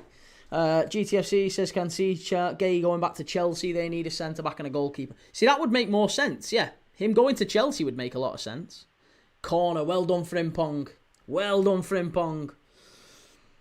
Tom says Gay clears Kanate, though, for sure. He's not better than Kanate. And even if you was to argue that he is, he doesn't play in the same position as Kanate. Mark Gay's not going playing ahead of Kanate. Not a chance. Kanate is better than him. And... It's just, yeah, just is. There's no way at all Mark Gay's better than Kanate. Not even close. It's a mad comparison to make. But he's a left-sided centre-back anyway. Not a right-sided centre-back. Jimmy says, let's see if sacking the set-piece coach works now. Well, yeah, here we go. We've got a corner. Chance for Liverpool to put it on top of the keeper, maybe. Paul says, isn't Kanate off in the summer? Allegedly so. Allegedly, yeah. If he doesn't sign a new contract. But then again, Van Dijk and Salah hadn't signed a new contract this time last season. So, here is Van Dijk into the box. Good ball. Cleared away. Welsh Ring says Van Dijk will be in Saudi in the summer. He'll be viewed like Fabinho by May. You must be, again, Van Dijk's... People, again, seem to have got this idea in their head that Van Dijk's a problem. He's really not. He's been fantastic. He's still a good player. He's still the best centre-back in the world for me. It's not even a conversation, that one. Boy says, I think Gay's better than Van Dijk. You're off your head, mate. You are off your head. Absolutely off your head. Like I said, Palace fans don't even think Mark Gay's the best centre-back at the club. La Pulga says, hey Key, do you think I'm just pessimistic in thinking that Liam would be an absolute flop at Chelsea and under him we would not reach the Champions League? He doesn't strike me as a Chelsea manager, Liam Rossini, but I can understand the thinking. He needs... If he was a Chelsea manager, when he would have to be a lot more like shoulders back, sort of... He would have to exude a lot more confidence than he does currently. I think he's very much a young English manager, and he doesn't necessarily... He's a bit more Graham Potter than Thomas Tuchel and Enzo Maresca. There's a vibe, there's an ambiance about Maresca and Tuchel, isn't there? There just isn't with Liam Rossini. And I don't know what that would do for Chelsea. So... But he's undoubtedly a good manager. He is undoubtedly a good manager. Boy says, Gabriel and Saliba are the top 2 centre-backs in the league and possibly the best centre-backs of all time. You don't believe that, mate. You don't believe that. You can only have been watching football for the last 6 months. Anyone who's saying them Arsenal centre-backs are better than Van Dijk, they've only been watching footy for the last few months, I can only assume.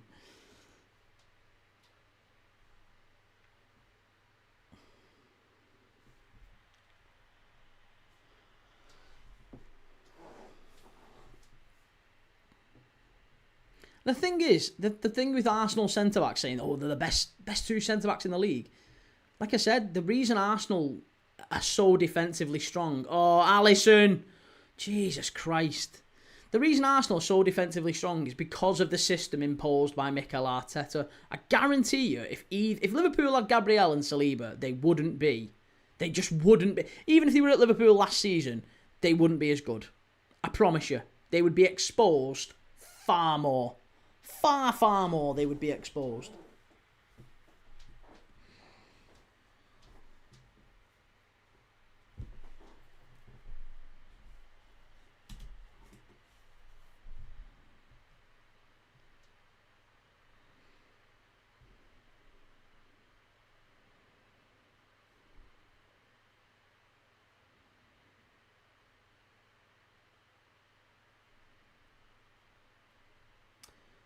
Paul says, who went off? I was making a cuppa. Nobody's gone off, mate. No, nobody's gone off. Still a full quota of players. Still no changes.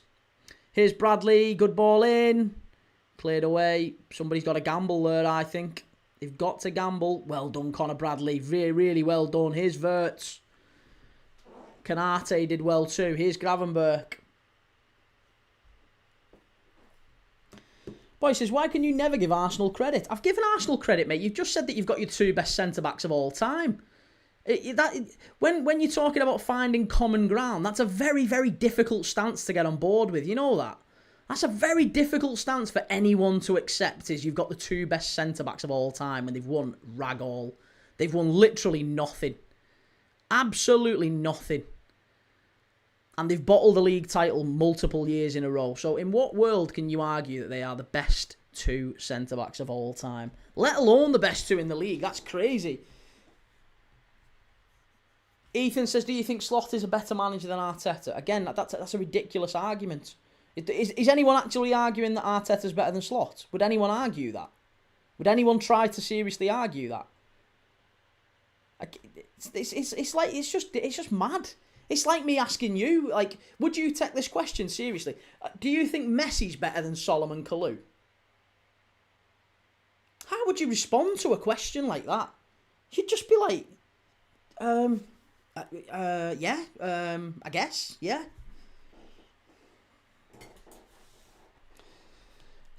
Emilio says, so are they bad players then? Well, now I'd say grow up a little bit. because you're saying that no one's saying they're bad players. They're just not the best centre backs of all time. This is modern football for you, isn't it?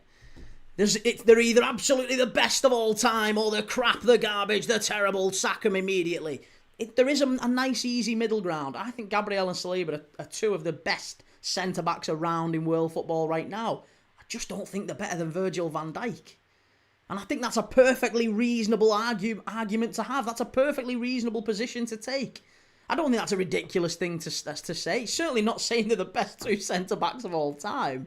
Fucking hell, come on, wake up. Wake up. Mick92 says, Key lad, how's it going, Mick? And Beelzebub says, Arsenal have won something, pal, the Runners-Up Cup.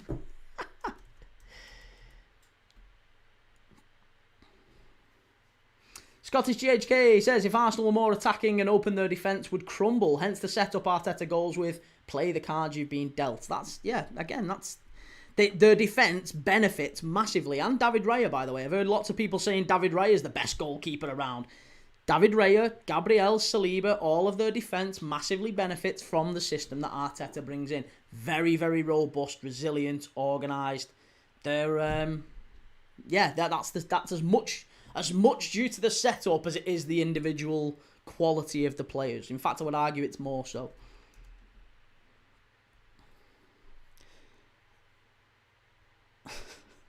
Welshwing says, I agree, Virgil's one of the best centre-backs of all time, but at this moment of time, I'd much prefer Saliba and Gabriel. That's totally your right to have that opinion. That is absolutely your right to have that opinion. I think that's crazy, but to each their own. Frimpong is rapid. Go on, lad. Back to Wirtz. Oh, Flo, you've got to hit that first time, lad. And he's going to give a free kick to Leeds. Of course he is. Of course he is. Silly, silly Leeds. Lord Yorkshire, I've just joined the Watchalong. Can you give us a summary of the match so far? There's nothing happened in 35 minutes. Apart from Hugo Ekitike 1,000,000% should have had a penalty, and everybody in the chat agreed. Whether they're a Liverpool fan, a Leeds fan, whatever, everybody has agreed Liverpool should have had a penalty in the first half. Boy says Arteta is better than Slot. Go on what basis? On what basis is Arteta better than Slot? Boy says Van Dijk has conceded more than double the goals that Saliba or Gabriel this season. You attributed trophies to individual performance earlier, so you have to be able to do it for Van Dijk conceding goals too. No. That's a completely different thing. Conceding goals is a team metric. Winning trophies is also a team metric. What I'm saying to you is, your statement was that Gabriel and Saliba are the best centre-backs of all time. And I'm saying they have won nothing. Nothing. That's not a contrary statement. That isn't a contrary statement. I'm saying they have won nothing for you to argue they're the best centre-backs of all time. That's crazy. That is crazy. That is not the same thing as saying that Virgil van Dijk is still the best centre-back in the world. He's part of a ever-changing Liverpool defence. Literally, if you look at our back five this season, I think we've basically had a completely different back five, bar Van Dijk and Konate every other week.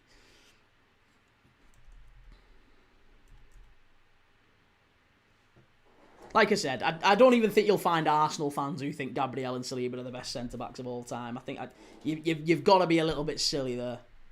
Got to be a little bit silly.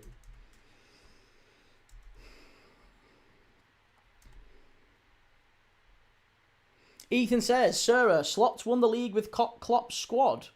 Right? That's a positive, isn't it? That's a plus. It's a plus sign. He's won it with someone else's squad. Massive credit for that. Every other manager gets time to bring their own players in. Arne Slot doesn't bring anyone in. Wins the league with someone else's team. No other manager's ever done that, right? No other manager. Zero other manager ever. Probably will never be done again. Massive credit for that. Arne Slot did something Jurgen Klopp couldn't. Didn't spend a penny, won the league. Not only won the league, pissed the league, actually, for what it's worth. Frimpong, far post. It's out for a throw-in, unlucky.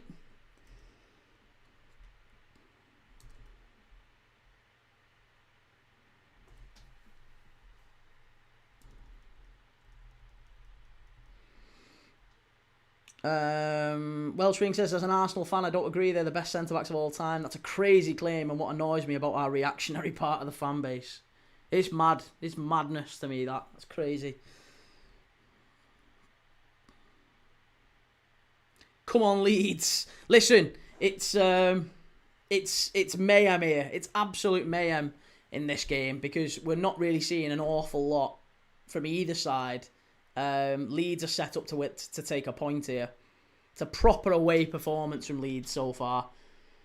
They're obviously doing what I would have expected Leeds to do, which is sit in, make the game incredibly poor and difficult, almost like Arsenal do every week, and then hit a team on the set pieces. And that's exactly what Leeds are going to try and do. It's just that Arsenal do it every game, do you know what I mean? Leeds are doing it because they're down at the bottom of the league, but Arsenal do it every week.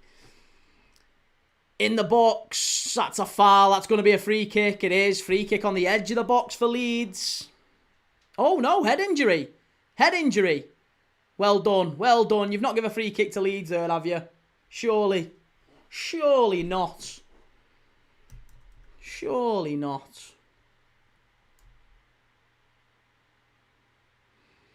Services boys is tie in disguise. He's not. He's a good lad, boys. I like him. I like him.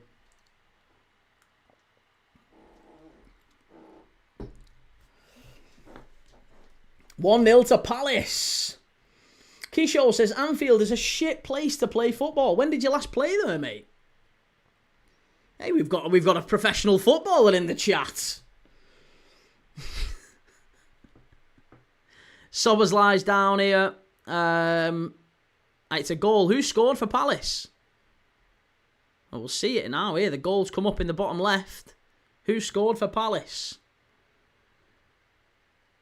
Oh, is it Mateta, far post? It is. It's Mateta. It's Mateta. Welsh Ring says, that's why I say Slot and Arteta are level at the moment. Maybe Slot with a slight advantage over Arteta with the Prem. Arteta's won the Cup with Emery's team. Slot the league with Klopp. Hang on a minute. Mate, come on. Come on. Winning a Cup's not the same as winning the Prem. Come on. Not with that squad. Arsenal are a huge club. He's had 6 years. He's won nothing, really. Mate, come on. He spent over £1 billion. 6 years. He's won nothing playing dreadful football. Like, call it for what it is. This is what that is the one thing that massively disappoints me with Arsenal a little bit. Because, like I said, I think if Arteta was at United or Liverpool, he'd have been sacked already. He really would. He'd have been sacked. You can't be playing that bad football and not winning anything. You've got to win something. If you're playing shit footy, you've got to play. You've got to win something. You have to. You absolutely have to. Jordan needed him to step up today with his poor lineup. And Kishore says Slot spent 500 million to drop down to a top 4 fight. Slot didn't spend anything. Slot didn't spend anything. Slot doesn't spend money for Liverpool. Slot doesn't spend the money. Here's Sobersley. Free kick for Liverpool. 3 minutes to half time. Come on. Come on. DC says Liverpool really milking head injury stoppages this season. Eh? You must be joking. We haven't got any. We should have got the one against United. That's why I said slight advantage. Slight advantage.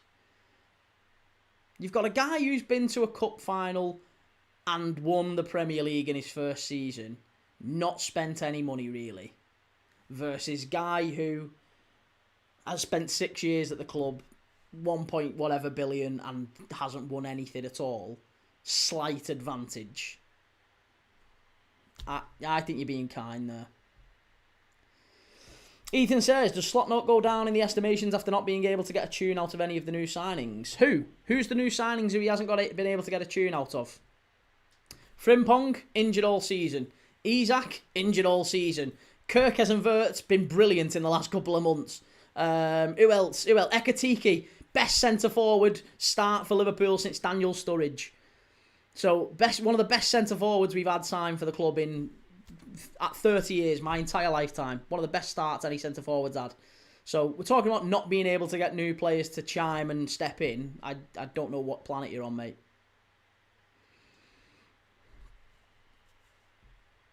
Jonah says, hope the Toon are ready for Johnson to take them for a walk this weekend. Here's Ekatiki. Stood up far post. Curtis Jones. Interverts. Beelzebub says, interesting fact, Pat Rice was manager of Arsenal for 8 games before Wenger arrived. And Rice won all 8 games. FM No Casual says, no excuses if they don't get a win here. Who, Leeds or Liverpool? Wellspring says, difference is that Emery team was shit, that Liverpool team is good. I know, but we've also seen loads of pretty average teams win FA Cups. Like, I don't necessarily think you have to be a very good team to win an FA Cup. You have to be a very, very good team to win a Premier League. And you have to be a very good manager to win a Premier League as well, by the way. Bad managers don't win Premier Leagues. Bad managers don't win Premier Leagues. Fact. Doesn't happen.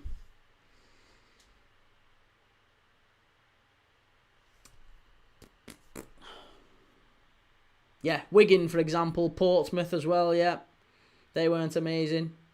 Leicester. That Leicester side weren't brilliant, to be honest with you, by the time they actually won an FA Cup.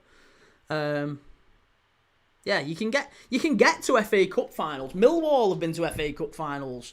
Bloody... there's been a few duff teams make it to FA Cup finals. Then on any day, you know, if you get a good run, a good luck, you can win an FA Cup.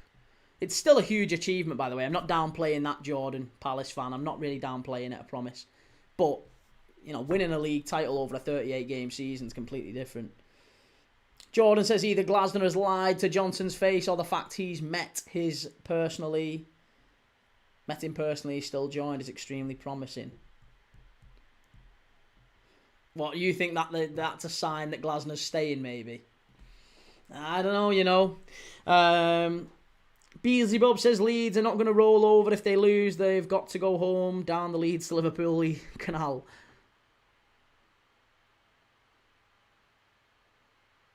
Liverpool definitely missing something here, though. We're definitely missing something. Scottish GHK says Slot was given transfers he wouldn't have necessarily picked apart from 1 or 2. Chance for Leeds, far post. Straight out of play.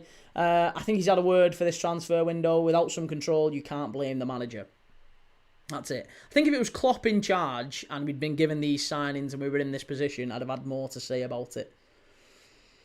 Ethan says Gyökeres has been garbage as well. Compare other signings like Xhaka, Cherki and Zubamendi, all performing to much higher levels than Wirtz. Again, I think you're not comparing apples with apples there, mate. Welchwing says Leicester won the league too. And what a great side that was. Would anyone disagree with that? Mahrez, Kante, Vardy at his peak. Would anyone disagree that wasn't an exceptional Leicester side? I wouldn't. That was a very good Leicester side. That's offside, I think. That is going to be offside. His Wirtz. Yeah, it's going to be offside. Jordan says, no, I don't think he stays at all. I think he knows something maybe of what is next and how he's going to leave the club in state-wise. Probably has lied to him, hasn't he? Hard times in the land of plenty, says Jesus. Frimpong is so bad. You think he's bad? I disagree. I like Frimpong. I think he's played all right tonight. He's been one of the few bright sparks for Liverpool, but I don't think he's a right winger. It is half-time. I think Liverpool are going to have to make a couple of changes here, you know. Couple of changes. I think we're going to have to make Frimpong go back to right back. I'd take Conor Bradley off. And I'd consider maybe putting Chiesa on at this point. Z-Stroke says, do you ever take a day off, mate? Pfft, never. Never. If there's footy on, I'm on. That's what this channel's about, mate. Every single day, I am live. Ubaid says, DCL has to come on for Leeds. And Welshring says, well, they only sold Kante, then fought a relegation battle. No, didn't Mahrez go? Didn't Mahrez go? Mahrez went straight after. Mahrez, Kante. They sold a load of players. In fact, if you look at the Leicester side that actually started going bottom end of the table, it was very different than the one that won the league. Wes Morgan was a big part of the league title side. Welshwing says, if DCL comes on, I can see Leeds scoring. No idea why Farke has benched him. I think it's because of he's broken, basically, as a player, injury-wise. Dominic Calvert-Lewin's had a lot of injuries over the years, hasn't he?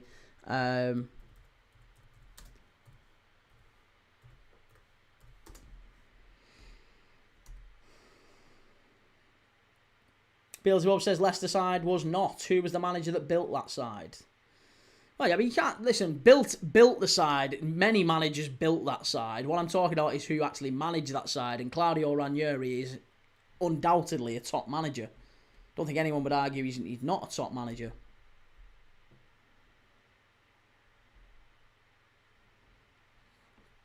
But yeah, if you look at that Leicester side, like I said, they had loads of experience in there, loads of quality players, and many of them moved on thereafter anyway. Like I said, Kante went, Chilwell went. I mean, Chelsea, whatever you say about Danny Drinkwater, Chelsea still saw enough in Danny Drinkwater to spend whatever it was, 30 odd million quid on him. Beelzebub, but he didn't buy any players that I can think of. Transfers in. He signed Christian Fuchs. That was a decent signing. He signed Christian Fuchs. He signed Robert Huth. He signed Okazaki. He signed Kante. Did he sign Kante at that point? Yeah, he did. Yeah, he signed Kante. He signed Kante, Inler, Gray, Amati, Okazaki, Huth and Fuchs. Yeah, so he signed loads of players, Ranieri. And the season after, a load of them went, didn't they? Look at signings out, transfers out. They sold, Kante went, Kramaric, Inler went, Schlupp went. Schlupp was a big loss, you know. Schlupp was really good for Palace for a long time, wasn't he, after he went?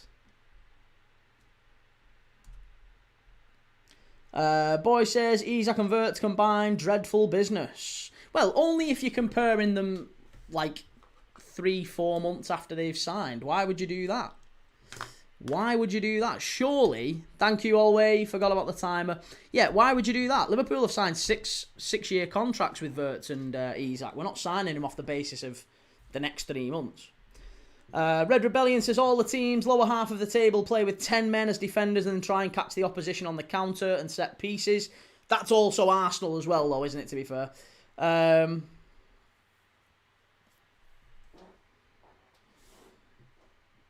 Rangers FC clips, Liverpool a jobby. DC, if Slot didn't sign these players, then Ranieri didn't sign them. Well, no, that's Ranieri was the manager of Leicester, so it is completely different, that. He was the manager of Leicester. Slot's not the manager of Liverpool. Ubaid says Chelsea saw everyone buying from Leicester. They brought into the hype just like they did with Monaco. And Wirtz is getting better, says Rochant. Wirtz has been exceptional for a couple of months now. Yeah, Wirtz has been brilliant. He's probably been Liverpool's best player for the last... Certainly in this run, actually. We've been on a run now of 7 games unbeaten. 4 wins in a row. 7 games unbeaten. In that run, Wirtz has probably been our best player. Szoboszlai was our best player before that, but honestly, it's been Wirtz. Wirtz has been fantastic. Don't ask any Liverpool fan. Even Kirkes. Kirkes has been getting loads of praise recently as well. But half-time here now, there's definitely some changes Liverpool need to make, for sure. We need to make some changes. For me, I think as an absolute bare minimum, I can't see how we keep Bradley and Frimpong on down that right-hand side. Boy says he's been terrible, delivered absolutely nothing but 1 assist. I mean, put it this way. Who's the criticism for there? Are you criticising Wirtz as a player? Who are you trying to criticise when you say that Wirtz has been terrible business? Is that a criticism at the club? Is it a criticism at Wirtz himself? Do you not think he's a good player?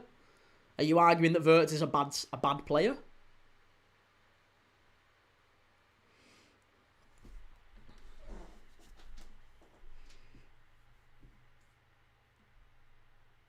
Rochant says Alisson came back and we're winning. And Foxy says, what nonsense.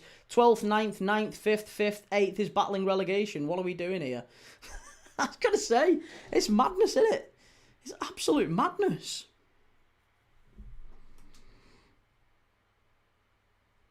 Alicia says 150 million nowadays gets you having a good run is good enough. Where's 150 million come from?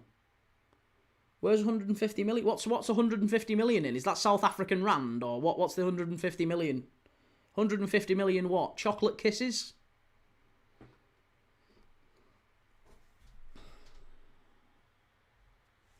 Ethan says you'd have to imagine that FSG will be looking at their options. Maresca is free now.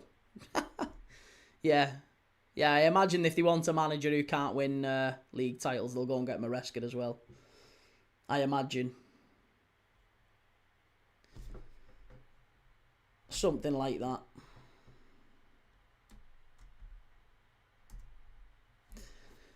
But yeah, it's very, very poor first half watch for whoever's what. If you're a neutral watching this, you've got to be thinking, ugh, it's been a dreadful watch first half. But if you're a Liverpool fan, you've got to be looking at it and thinking we've got to make some changes. If you're a Leeds fan, I think you want to get Dominic Calvert-Lewin on sooner rather than later and start hitting those set pieces in. Jimmy says surely Arsenal will be looking at him, another manager who can't win titles. Hey, listen, I bet Chelsea would be arguing that they definitely want him. Surely Chelsea would be saying, Enzo Maresca, surely he gets the Arsenal job. He's a world champion. He can win things. He's come in and won things. Hey, and he's spent less than Arteta has as well. Boy says a criticism of Wirtz for not delivering, a criticism of Liverpool for paying 120 for a bad player, a criticism of Slot for not being able to coach him better. Wirtz has as many assists as Ben White. Do you think that's a good metric? Do you think assists are a good metric for measuring a player?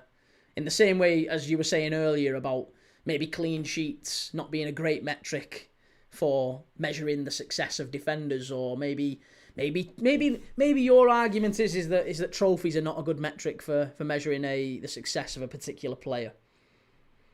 You know, Gabriel and Saliba, your argument is that they are the best centre-backs of all time. Ethan says Maresca knows about proper trophies, assistant for the treble-winning team, his squad and ownership let him down at Chelsea. Assistant for the treble-winning team. Arteta's a team who Pep as well. Steve says, you say Arsenal play boring football but have scored 7 more and let in 14 less than Liverpool. Well, the 14 less isn't a surprise because you don't really move out of your own half for a lot of the time. And like I said, you don't get 3 last night. The 3 that you got last night after the first goal, you don't get if the referee doesn't. If the referee does his job properly and rules that first goal out, you don't get that. You don't get the 4-0. Boy says, are assists a good metric for a player bought to assist? I don't know, mate. Oh, do you think is that what you think Wirtz was bought for? To assist? I don't think players are measured on assists, no. No, players aren't measured on assists. Again, if you're of that opinion, what a weird way. Do you think that's what, like, Liverpool, not just Liverpool, all clubs have literal, like, teams of data analysts? Do you think if it's as simple as, like, GA, that's it, just write down the GA, he's a good player, him, yeah, he's got good GA. You must be off your meds, mate. You must be off your meds. Foxy says half of Arsenal's goals this season are own goals and set pieces. And LJ says, Key, who do you think will win the Scottish Premiership? My money's on Rangers. I'm only joking. My money's on Celtic or Hearts. I think Hearts too, mate, yeah.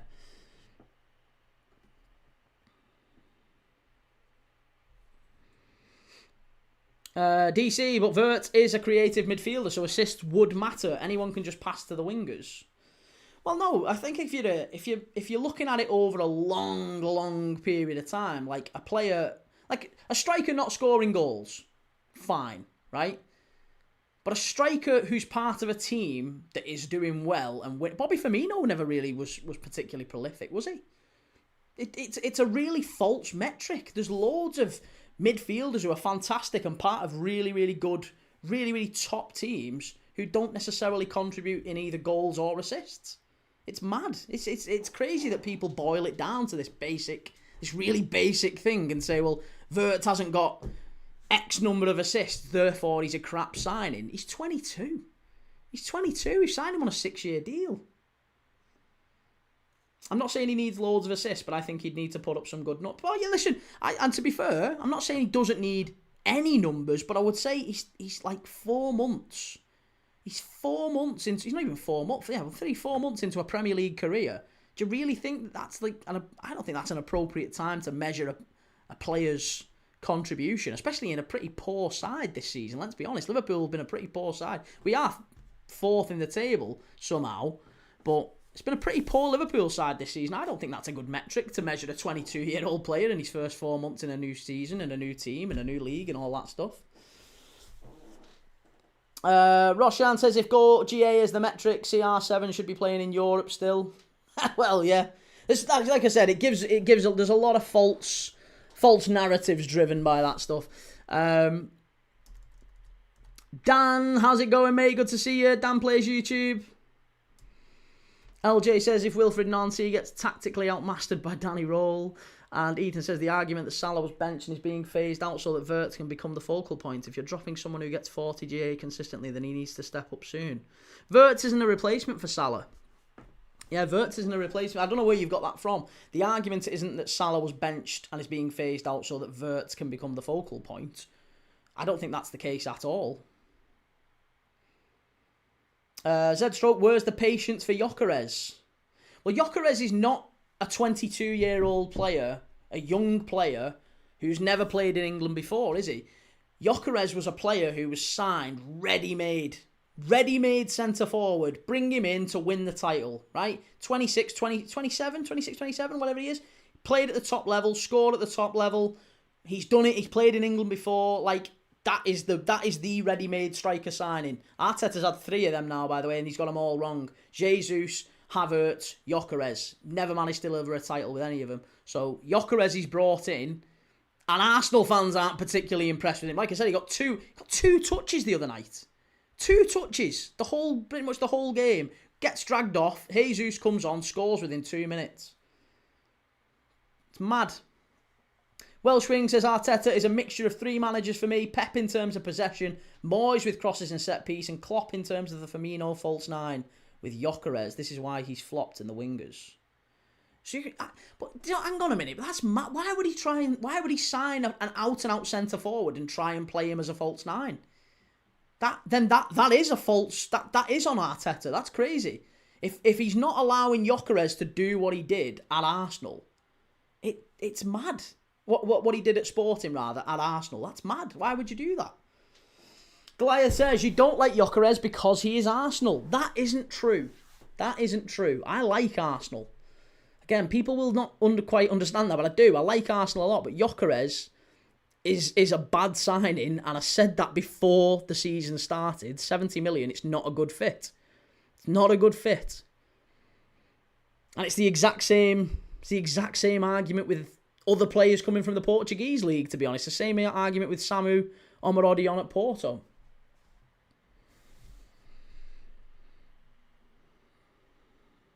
AM10 says, you're not buying the player for a season, you're buying them for the contract you gave them. Then rate them. Well, yeah, exactly, yeah. Wirtz and Isak, 6-year contract. I don't think Liverpool were that bothered necessarily about, well, where are they after 4 months? Where are they after 4 months? Boy says, hang on, that can't be right. Robert Sanchez has the same number of assists as Florian Wirtz. Wow. Yeah. Well, which one would you rather have in your team, mate? That's the key point. Foxy says, GA is important like all stats are, but you also need to watch the games and full games to fairly judge a player. Annoying players getting rated by only watching YouTube compilations or stats. And Goliath says, I can't believe you like Arsenal. I saw your reaction to them in the Villa game. Well, no, but surely you know better than to just watch a little like 30-second clip and then that's how you base your entire opinion of a person. I'm sure you're more intelligent than that. Stick around, you'll find out. Daniel says, you pay 120 million and you say GA doesn't matter, but Gyökeres that costs 60 is already made player. No, but I know, but Gyökeres is 5 years older. In fact, he's nearly 6 years older than Wirtz. Right, here we go. We're back off for the second half here. Come on, Liverpool. Come on, Liverpool. This is it. We're going to sort it here now. Get it boxed off. Ethan says, Gyökeres is pony, as is Sesko. Voltemade is the only new number 9 that's been really impressive. Have to disagree. I think Sesko needs time as well. And that is at least consistent. Sesko is a young centre-forward new to the league. He needs time. He's not ready-made. He's not the same as Gyökeres. Here's Frimpong. Poor that. Leeds get it away. Liverpool started quite fast here, though. Timbo, Happy New Year, Key. What a start to 2026 for Chelsea.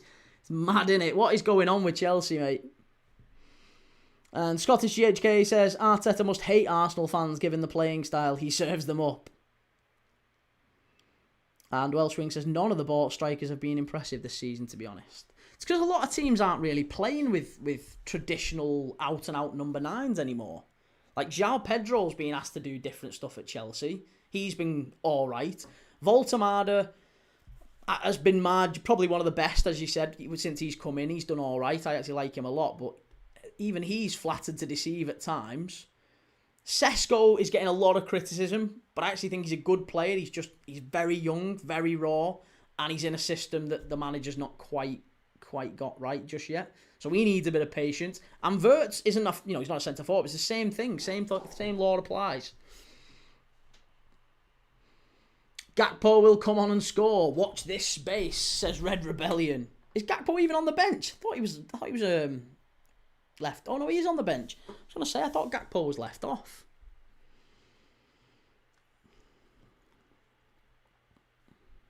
Ethan says Haaland joined the league at 22 and look what he did. And hang on a minute. But do you think that's the exception, not the rule? That's the exception, not the rule. Like that is so ridiculous, mate. You must be about 14. There's absolutely no way that a serious grown-up has that opinion. Erling Haaland is not an example you would use to refute the allegations we've just been talking about. Erling Haaland is a 1 in a million. There's no centre forward who comes in and plus he's an absolute monster. He's abnormal as a physical specimen. But there's no way you use Erling Haaland and that's you making a serious intellectual discussion. That's madness. Foxy says lack of top centre forwards about now. Kids grow up wanting to be wide forwards. The 90s and 2000s, too many world class forwards. We got spoiled, didn't we? We got spoiled in the 2000s and the 90s. Shell, is Dominic Calvert-Lewin on? No, Dominic Calvert-Lewin remains on the bench for Leeds. No changes yet. Kelvin, how's it going, Kelvin Azel? And Bulldozer, have we got a half-time quiz? No, mate, we're not. Timbo says Maresca was far from our biggest problem at Chelsea. I don't agree with him going at all. I think he's just had a fallout, though, hasn't he? Had a fallout with him. Come on, Liverpool. Step it up. It's been a really poor game, this one. Good play from Gravenberch. All the way back to Alisson.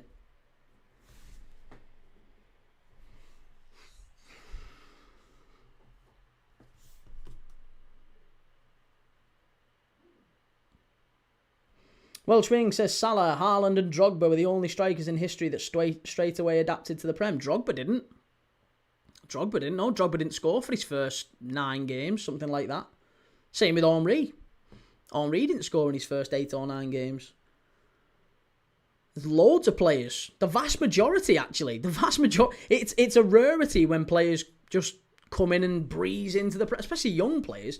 Young players coming in from foreign, far-flung, far-fledged lands, whatever, coming in and immediately just take into the league like a duck to water. Just doesn't happen anymore, really.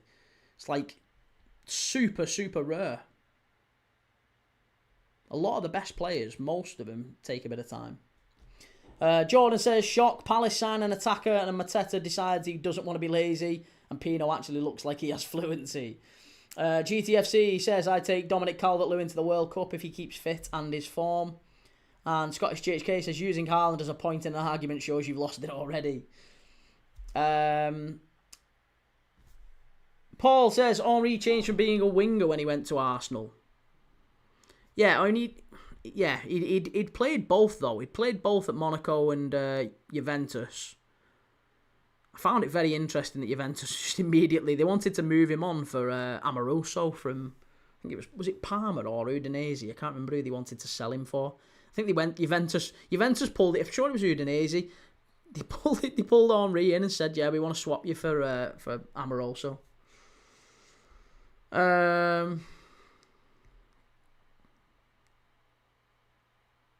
Welsh Wing says, wasn't Salah only loan at Chelsea though and hardly played? No, he signed for him. Yeah, he could have come to Liverpool before Chelsea. Liverpool had a bid accepted for him from Bâle, and Chelsea came in last minute and bid like 2-3 million more. I think we'd bid 12 and they'd bid 17 and they got the deal done. He ended up going to Chelsea and then he got loaned out because he didn't play really. He didn't get a kick of the ball. He got loaned out to Fiorentina. Did well at Fiorentina. That's where he played with Micah Richards. Then he came back and went straight back out to Roma. Roma made the deal permanent. He had a great season at Roma and then we signed him.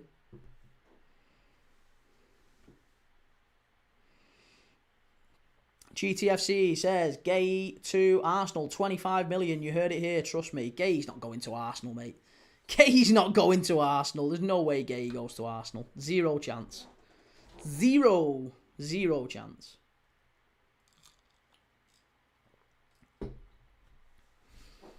Was it 2 million they sold Henry to Arsenal for? I think it was it 12? Oh no, 14 million it was for Henry. Arsenal to Juventus, or Juventus to Arsenal.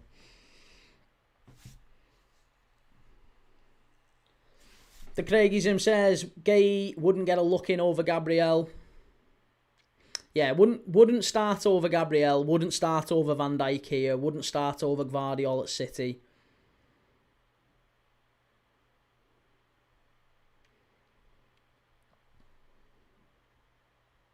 Adam says, would it be crazy for Arteta to stockpile defenders like Gay? Well, it's just whether or not a player actually does do that, though. Does Mark Gay decide, actually, do you know what, Mark Gay's not going to look at Arsenal and go, I'll go there. No chance. Timbo says Drogba actually did okay in his first year. He got 10 goals, 5 assists. In 18 starts and 8 sub appearances. I know, but in his first 8 games, I don't think he scored, did he?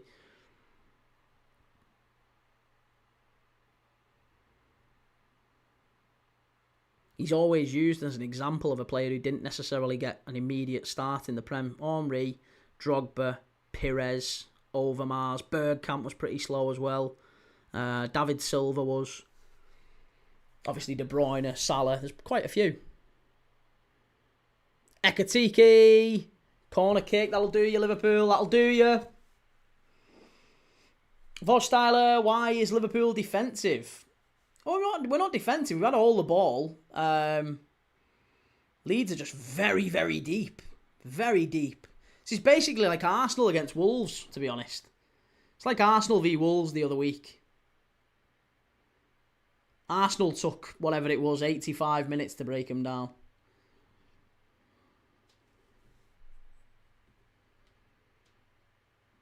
It's going to be another corner kick to Liverpool. We'll take that. Jordan says, if people actually think Gay's going to go to Arsenal despite being very close with Eze, you're delusional considering how Eze is being treated. Yeah, Eze. Listen, Eze signed for Arsenal. He's not getting a kick, is he? And he isn't going to get a kick. It's a bad decision, that, for Eze to go there. Very bad decision. Here's Soberslai. Great pass out there. Wirtz.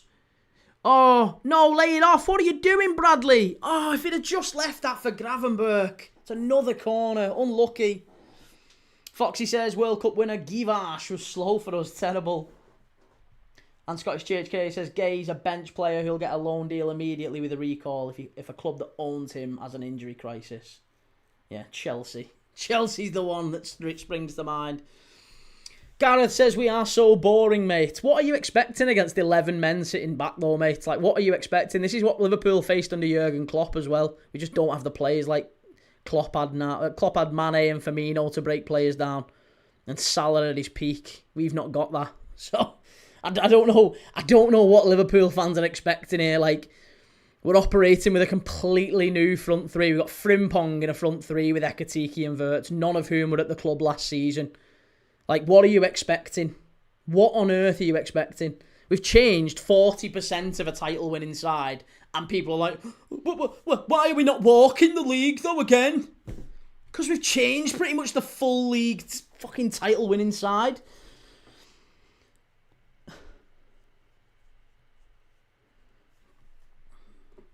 Gareth says we spent a fortune. Yeah, on players who are not experienced professionals that go straight in. We've signed young players, mate. Kirkes, 21. Wirtz, 21. Leone, 18. Ekatike, 22. Like, we're not signing, like I said, like Arsenal. Arsenal going signing Gyökeres, 26, 27. Eze, 26, 27. Hincapié, 26. You know, they can go and sign Zubimendi, 26. They're going signing all these players who are ready-made, go straight into the squad, and they're brilliant. They go straight in because they played 4 or 5 years at the top level. We're signing kids. We've been signing kids. And that's not even an Arne Slot signing, by the way. Arne Slot's getting the stick for it, but it's not Slot signing.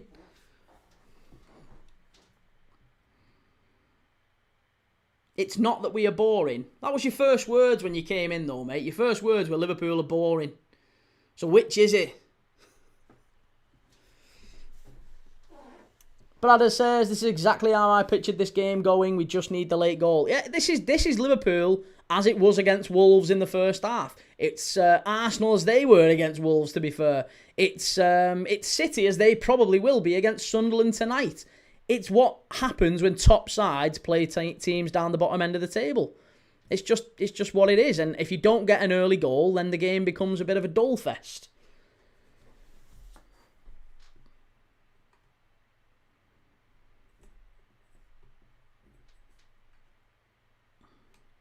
Gareth says, are you enjoying the game? Do you think that's the objective? Would you say that's the objective? Sarah says, Key, don't forget Gyökeres played at Brighton and they got rid of him. Oh, lucky that. Better, much better.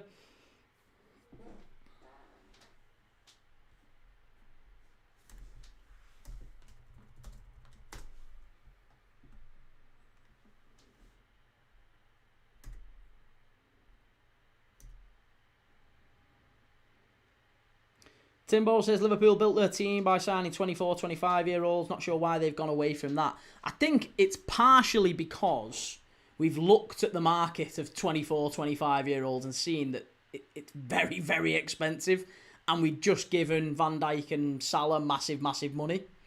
So I think that's what the club... I think it's a club directive. Like I said, the players we've signed this summer, I don't think Arne Slot would have necessarily chose to sign them. If it was on him... If it was on Arne Slot, I don't think he'd have chosen to sign the players that we actually signed. That's why he's not the manager. He's the first team coach. He gets given players to work with, right? So that's the position that the club have put him in. I don't think necessarily the players that we signed are bad players. They're just not necessarily ready. We've signed players who are, for the most part, young. Very, very young. They've given him Rio Engamoa as a key part of the squad. He was 16 when the season started. Like, we sold Luis Diaz, ready-made top winger, and who's his replacement? 16-year-old Rio Engamoa. And yet it's Slot who's getting the stick.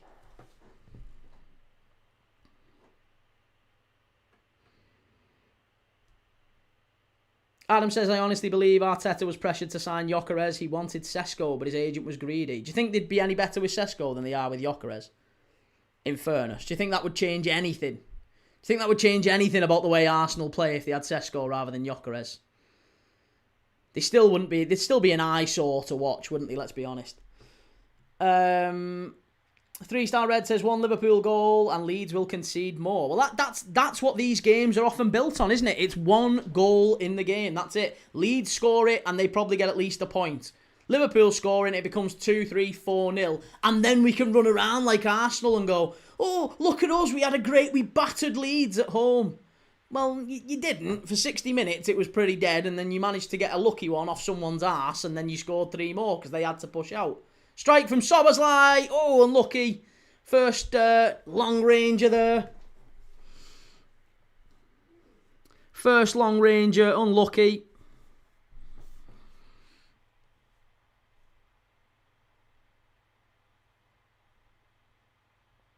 Oh, we are? What's he giving here? Is this a penalty? How's he arguing that? That's a full-on handball. How is he arguing that?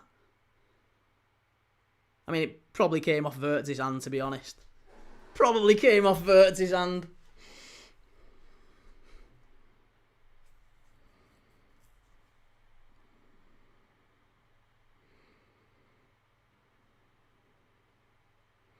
Just thought the way he was arguing then, that might have been inside the box.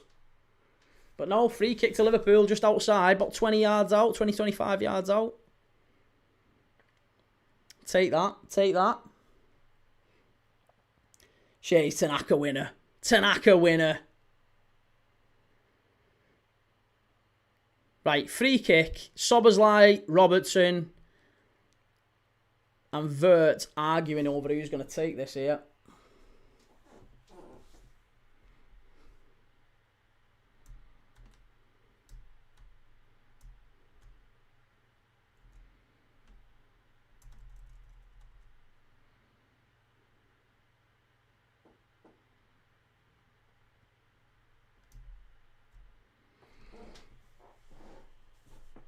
Timbo says, Gyökeres wasn't even that much in today's market. He cost similar to Wissa Elanga. I think people expect too much of him.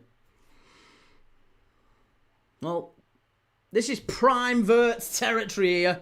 This is prime Wirtz territory. Right-footed. It's going in this, I'm telling you. I saw him score a free kick like this for Germany the other month against, was it against Northern Ireland?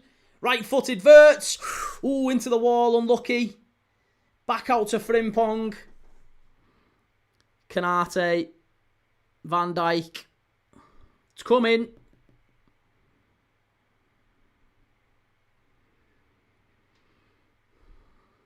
Oh, it's going to go out for a corner, that, is it? How's that not a corner? How's that not a corner?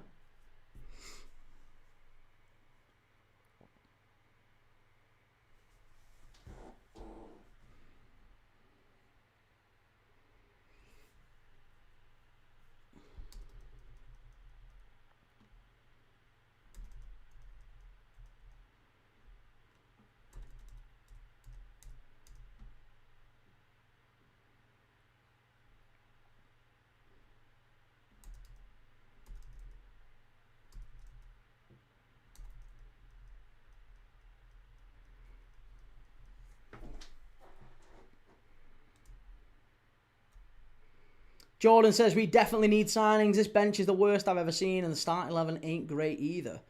Foxy, I like Wissa as a player, but even I could admit we overpaid for him when he's also 29 now. Here's Frimpong down the right-hand side. Come on, ball in. Chance must be. Ekatike. Oh, corner. Unlucky, unlucky.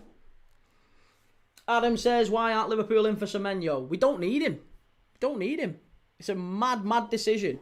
Absolute mad decision for Liverpool fans to be pushing for Semenyo. We don't need him. Absolutely don't need him.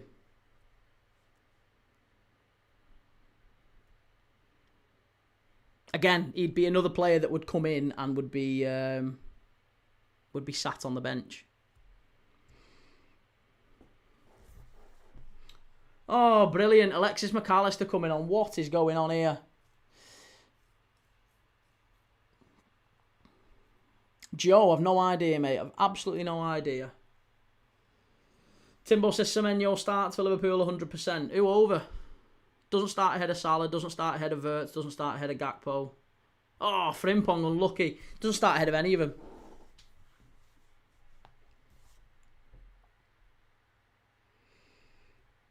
Ethan says, Jordan, why would you say the starting 11 isn't great? He's on about Palace. It's amazing, you know, Ethan, how Jordan's in the chat every other week. He's fantastic. He's a great Palace fan. And he talks regularly about how... it's really surprised me. I didn't realise how Palace fans felt about Mateta. I would have thought they'd have loved him, but apparently there's a growing discontent about Mateta in the Palace fan base.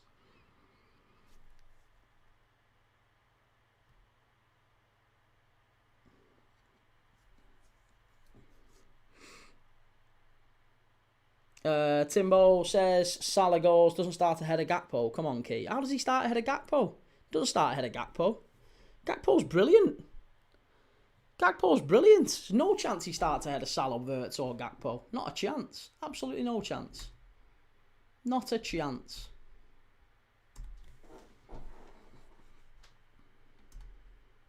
Reece says, do you think Liverpool expected Slot to work miracles with an underdevelopment range of signings, squad chemistry imbalanced? Or do you think it was more of a 2 steps backwards to go forward again? I think it was a deliberate strategy from the club to try and reshape the next sort of 3 to 5 years. So we're signing players that are gonna help us over 5 years, and I don't think they necessarily did that with Slot in mind. Because I think the club have to imagine that if Slot goes, it's fine. Like, we've still got great players, great young players that any other manager coming in can work with. What they don't want is a situation like United had and other clubs have had, saying no names, where they've signed big, expensive players and they've not been able to then, the managers that have come in have gone, I don't like them, I don't like them, I don't like them. And it's just been a total waste of money. So that's not likely to happen. Liverpool have got a transfer committee, and any manager that comes in is going to have to work within that, and that's the same with Slot. We've not had a manager. We're not going to have a manager, I don't think, again. We're probably only going to ever have first team coaches now. Calvert-Lewin about to come on here. Calvert-Lewin's coming on. McAllister's also come on. Howler incoming. Listen, knowing my luck, Alexis McAllister probably scores the winner.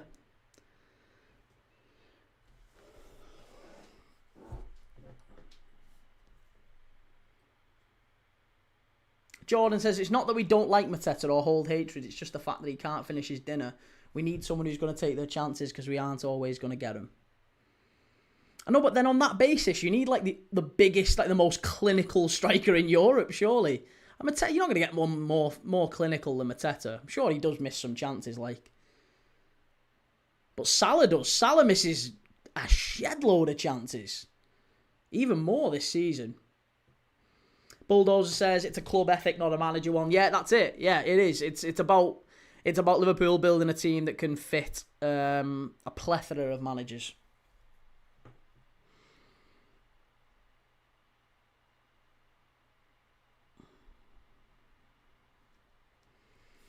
Boys, another Florian Wirtz performance with no output. Wait, like I said, if you're only measuring him on goals and assists, then yeah, probably. Corner kick to Liverpool. We'll take that. We'll take that.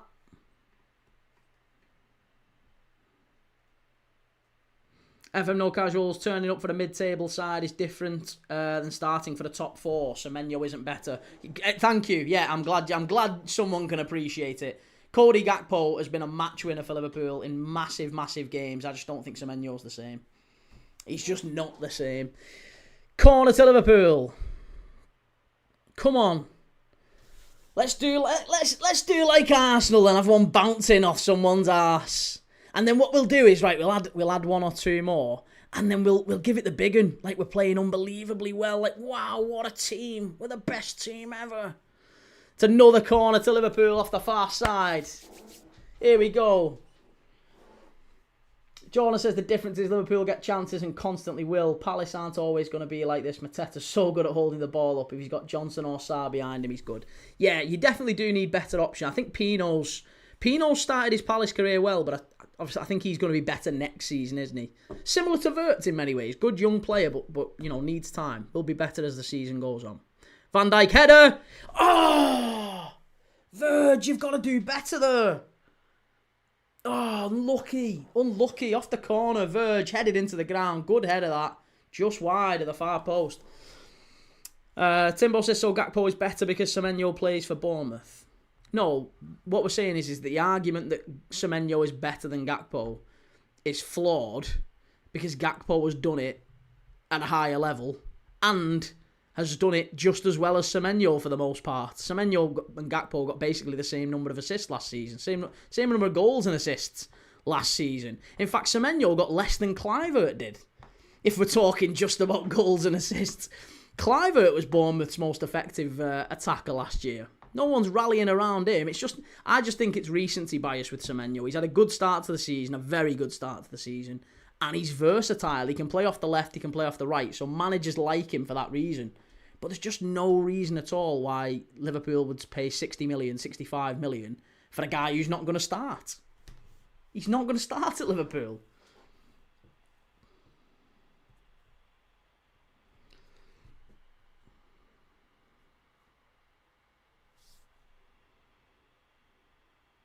I think if Liverpool signed Semenyo, he'd be like Eze at Arsenal.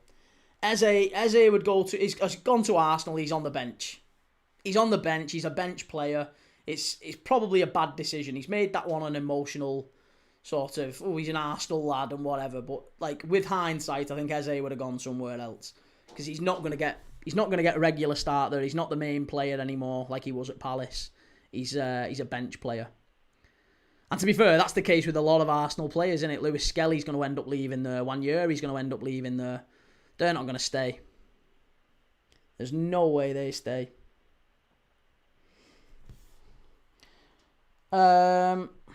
Reece says, was he supposed to win now, or do you think there's a notion of medicine today, jam tomorrow? I've never heard that expression. But yeah, I do. I think Liverpool have got a lot of patience with Arne Slot. And I think they're also... I think he's doing a bit of the club's bidding in many ways, in that they're trying to not move Salah on, but I think there's a conversation happening behind the scenes about Mo Salah that Mo Salah wasn't very comfortable with. And Arne Slot is having to manage that, and that's a very, very difficult position for a manager to be in. Server says Eze should have gone to Spurs. I was going to say, I think if Eze goes to Spurs, he's in a better position career-wise and probably gets in the England squad and all that. So I actually don't think he gets in the England squad by the end of the season, funnily enough. He'll probably miss out on England as a result of going to Arsenal. And that'll be the difficult thing for him. Bulldozer says, wasn't there a report today that they may entertain offers for Wanyuri? Possibly. I mean, it wouldn't surprise me. It really wouldn't surprise me. Wanyuri has to go. Wanyuri, if he's got any ambitions at all, has to leave Arsenal, doesn't he? Has to. Nathan turned off the game. Shocking. Oh, well, you're a good fan, aren't you? Jordan, or hear me out, should have stayed at Palace. Or should have stayed at Palace, yeah. He'd have been playing in Europe. He'd have got in the England squad, no problem at all. He shouldn't have... I think he could have gone to... He could have got a better move than Arsenal, put it that way. I think he could have got a better move than the Arsenal one. For his career, anyway. Probably could have got a move to, like... Maybe not to Bayern, but... I don't know, maybe like an Atletico Madrid or something like that. Conor Gallagher's reinvented himself out there, so maybe someone like Atletico would have been a decent shout. Strike! Oh, unlucky for Mekatiki. That's better. That's better. Sam says, Eze and Ethan are in a better place right now. They're in a better place? What's picking splinters out their arse? Footballers want to be on the pitch playing football, mate. Especially young players. Ethan Wanyuri needs all the minutes he can get. Same with Lewis Skelly. They're not getting in the England squad. They won't be in the England squad. They're not getting any minutes. They're sat on the bench, picking splinters out their arse. They are going to be pushing for a move, I'm telling you. If they've got any ambition, they should. Adzo says, Carragher.com saying Liverpool are boring, no excitement. Is he right? Well, I think that's Carragher doing his job for Sky Sports, because he's also been saying that Arne Slot is too risky. You're pushing too many men on, Arne. You're taking too many chances. And now they're too boring. I think that's Jamie Carragher playing to the orchestra there a little bit. Jamie Carragher's playing to the orchestra in that one. But they're playing literally 11 at the back here, and Liverpool are working. We're making lemonades out of lemons with what we've got. Scottish GHK says Slot has the patience too. If he's still there in 18 months, we'll see the results. You can't win constantly. Look at the mess United had after Ferguson didn't build an upcoming squad at retirement. Well, that's interesting. With Ferguson, he literally demanded in his last couple of years, didn't he? He said, I'm not interested. Don't be giving me 23, 24-year-olds who need moulding. No. If I'm staying here and I'm finishing, I'm retiring, I want top quality, like players who I can put in the side right now. And that's why they went out and they signed your Van Persie's and whatever. That was the whole metric of Ferguson, mantra of Ferguson in the last couple of years.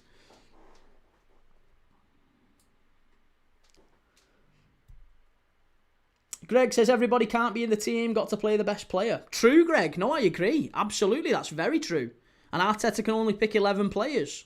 But if you're Ethan Wanyuri, players have to be selfish. They've only got maybe 10 years at the very top.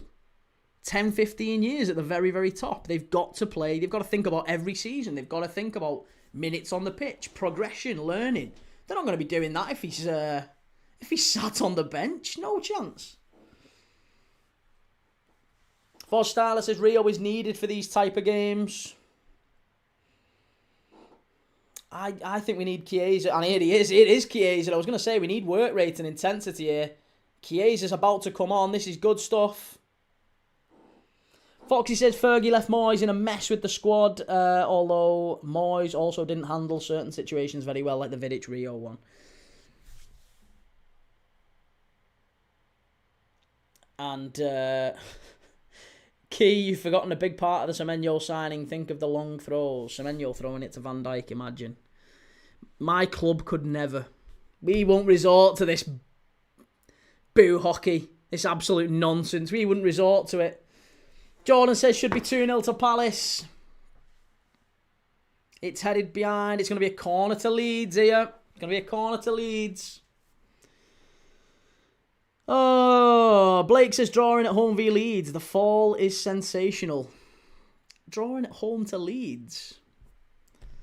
Hey, listen. We're all good. We're all good. I still think there's a chance Liverpool will win more than Arsenal this season. I think we might win more than you lads this season. Adzo says, who's the lad named Lucky on the bench? Not seen him before. He's a young centre-back out the academy, mate. Welty Lucky. Alisson punches it out to the edge of the box. Leeds recycle it.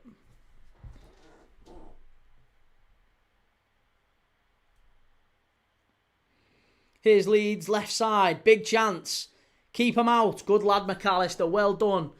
Ben says, think we'll get Ordonez done. Yeah, probably. Probably. I think that's one again. It's one of them where we can get it done and it's relatively cheap.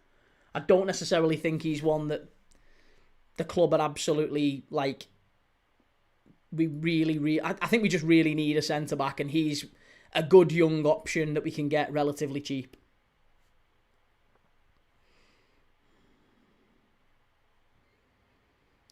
Timbo says, who would you appoint to replace Maresca? I wouldn't mind Cesc, but he's not a winning manager yet. I think you could do a lot worse than going looking at De Zerbi at Marseille if you could get him. That seems like a Chelsea appointment. Again, it's one that I imagine you'd be sacking in 18 months, again, like you do every other manager, but it would work. For the 18 months that you got him in, I think De Zerbi would work for Chelsea. And I think he'd bring with him a couple of players as well. I think he'd be able to go and get some players that would fit that Chelsea system. He's done well in England before, De Zerbi, as well. Shell, too many divvies in the chat, Key. See you later. Oh, don't let him get to you, Shell. Don't let him get to you. Ben says, hasn't Lucky played about 10 minutes and been sent off twice? No, that was Amara Nallo, mate. That was Amara Nallo. Twofold says, why do you want your rival Man City to win the league? I'd like a team that plays football to win the league. Bradley's coming off, Chiesa coming on, which means Frimpong is going to be dragged back here. And Timbo says, I wouldn't want De Zerbi. We have defensive issues and that's his weak points. I know, but do you not think that's like something you'd have to embrace? Like, unless you're going to sign 3 new centre-back and a goalkeeper, which you're probably not going to do in January, you're better off getting someone who's going to come in and bring an element of chaos, but we'll get the best out of those attacking players, and De Zerbi would do that. Twofold says, Cesc is not coming to Liverpool. We're not on about Cesc going to Liverpool, mate. We're not on about Cesc going to Liverpool. Look at all these Arsenal divvies in the chat. All these little Arsenal virgins in the chat, and they'll all disappear when Liverpool nick one in a minute. I'm telling you, you'll all disappear. We won't see you. Nathan says, missing Salah. Missing Salah? Probably, yeah. I think we're missing the best player in the world, yeah. Most teams would.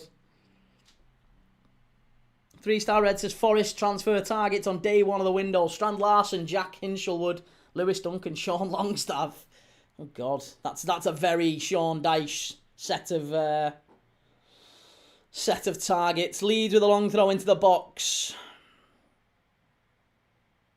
It's a big claim for the handball there. Chiesa gets it away. Unlucky. Here's Leeds still on the ball. Ball in. Chance. Oh, they've actually scored as well. Offside. Is it offside? Hey, it's offside! It's offside. Yeah, back in your box, cock. Back in your box. Hey, what are you doing? Back in your box. It's offside. Look at all Arsenal fans. They all jumped in with the size 12s. Oh, they all jumped in. They all got too excited. You all peaked too soon like your dad. Come on. There you go. Have that. Have that. It's not 1-0. Just get back in your box. Just calm down a minute. Just calm down. Just have a little minute. You all got too excited then, didn't you? Oh, 1, 2, 4. Proper strikers finish though. It was, wasn't it? It was a good finish actually, that. Goliath says we're into Liverpool time now. They'll score in the last 10 minutes. Hey, good teams don't give up, mate. Good teams don't give up.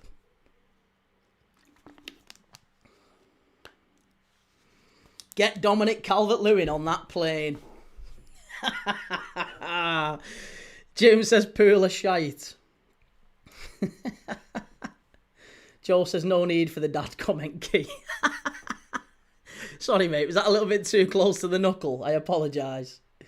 Foxy says Key's just mugged off all the Arsenal fans there. That's a 1-0 to Key. Oh, I'm on for the hat-trick. I've got these Arsenal fans on strings. Oh, user 260 is here, uninspiring again. How long will Slot get if this continues and Salah returns? Yeah, I think the board are going to be in a massive rush to sack the guy who's currently the Premier League champion and won it in the first year without, signing anyone. I think they'll definitely be on for sacking him, yeah. Right, here we go. Gravenberch. Come on, Liverpool. Oh, imagine if we win it now. Honestly, the viewers watching this are going to go, They'll all run off. They'll all run off crying into their Happy Meals. Keep them out. Good lad. Good lad, Liverpool. Bradder says Keys pulling more strings than the Arsenal midfield. I've got them dancing. They're dancing. Robert says it was Jurgen Klopp's team he won it with, though, Key. Well, exactly. And that's a really, really talented... No other manager could do that. Even Klopp couldn't do that. So, that's a really big plus. Well done to Arne Slot. An absolute genius. An absolute genius. Here's McAllister. Ball in, far post. Must be. Oh. It's a corner kick to Liverpool, is it? No. Oh, you shitbag. You shitbag. Gareth says we don't even look like scoring. Is Key watching the same game here? What are you on about? We nearly scored then. There. What are you on about? Palace 1, Fulham 1 have they equalised. Oh no. Right, here we go. Rio Ngamoa comes on. We've seen this story before. Rio Ngamoa with a last-minute winner. Come on, Rio Ngamoa. We're having it. Liverpool might somehow be even more boring than Arsenal currently. Oh no, we're not that boring. We've been boring tonight, but believe me, we're not Nightall FC. We're not Nightall FC. Bloody Arteta. Paul says Soberslai's been really quiet tonight, pal. He has. I think, to be honest, the whole midfield has been very, very off. Very, very off. Lovely little ball over the top. Here's Chiesa. Go on, Feddy. Back to Rio. Get what you can, Rio. Here's over to Kirkes. Gakpo. Come on, Cody. McAllister, do the stuff, lad. In the box. Maka. Oh, yeah. It's going to be a foul to Leeds. Shit. Shizzle.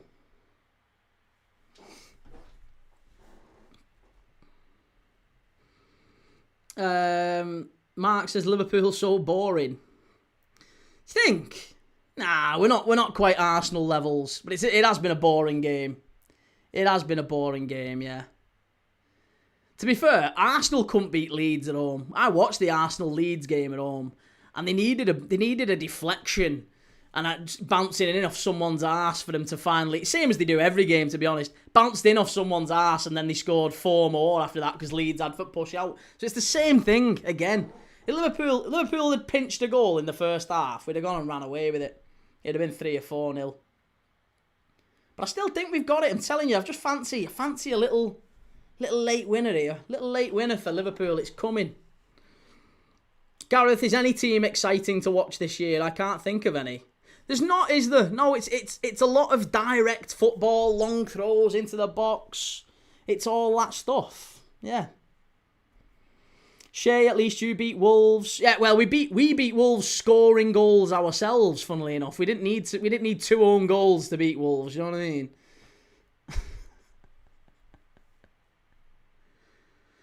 Timbo says Liverpool playing 2 promoted teams at home and struggling in both games. Something isn't clicking at the minute.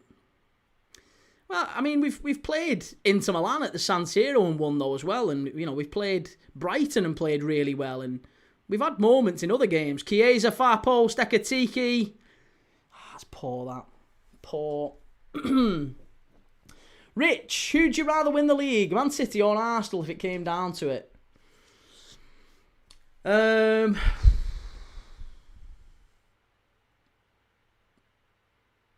City, yeah.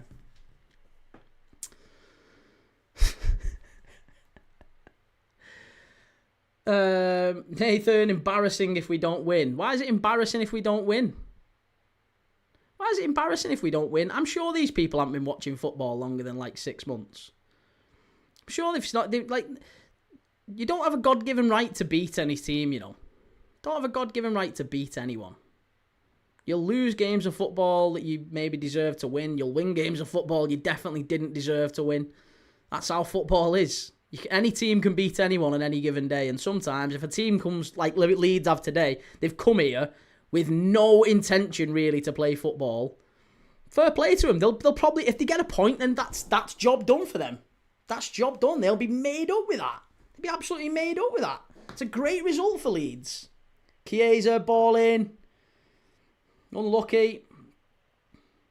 Timbo says, is there anyone who'd rather Arsenal than City who isn't an Arsenal fan? No, nobody wants Arsenal to win. Certainly not the football purists, anyway. Anybody who actually enjoys football, nobody wants Arsenal to win. It's like watching Stoke. It's terrible. Joe, are you doing the unwashed against City afterwards? Yes, we're doing City Sunderland straight after this. So hopefully we see some goals anyway.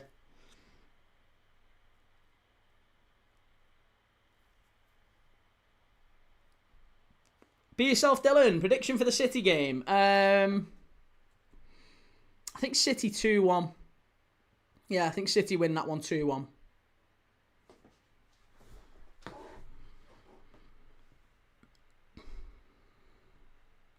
Rich, what if you threw Aston Villa in the mix? Aston Villa aren't in the mix. Aston Villa don't get top 4, mate. Yeah. But if I had to pick one, if it was Villa, City or Arsenal, I'd rather Villa win the league, yeah. I think that would be a good success story if Unai Emery was to win the league. But yeah, if it's between City and Arsenal, then it's City every day of the week. Agent Xhaka's going to cause havoc. I can't see it somehow.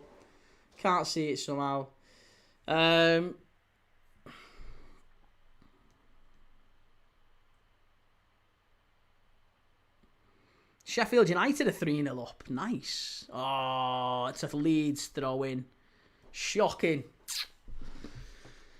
Sarah says, yeah, I'd love Villa to win the league. And Foxy says Villa will get 4th, I reckon. Home form too strong. I just feel like with Villa, I think Chelsea end up getting some new manager, whoever it's going to be. I don't know, might be De Zerbi, I have no idea. But Leeds down the left-hand side here. 6 minutes of added on time. Miles over. Yeah, Chelsea will get a new manager in. I think they'll get a little bit of a run towards the end of the season. And for that reason, I think they'll just sneak into 4th place. And then fifth, I don't think fifth doesn't get European, well, it does get European football, but I don't think it gets Champions League football next season. I think fifth. We probably lose on the coefficient rating next season, so only the top 4 will get Champions League footy. 6 added minutes. Come on, Liverpool. Come on. Here's Chiesa. Get at him, Feddy. Good lad. Into the box. That's a penalty, ref! That is a penalty! That is a penalty, ref! That is a nailed-on penalty. He's all over him. You should have given us a penalty in the first half.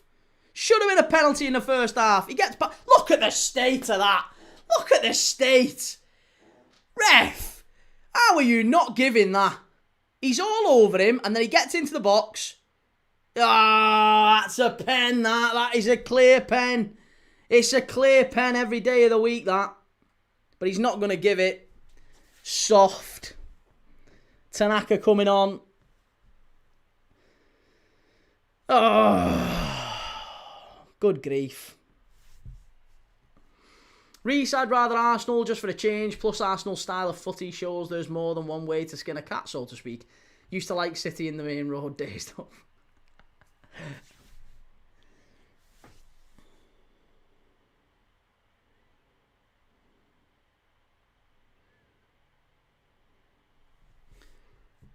Canate, out to Feddy. Oh, bloody hell, Feddy. He's not going to be able to control that. Jesus Christ. Not going to be able to control that. Foxy, Pacifique, where you at? I know, get Pacifique in. Where is he? Desperate for Pacifique.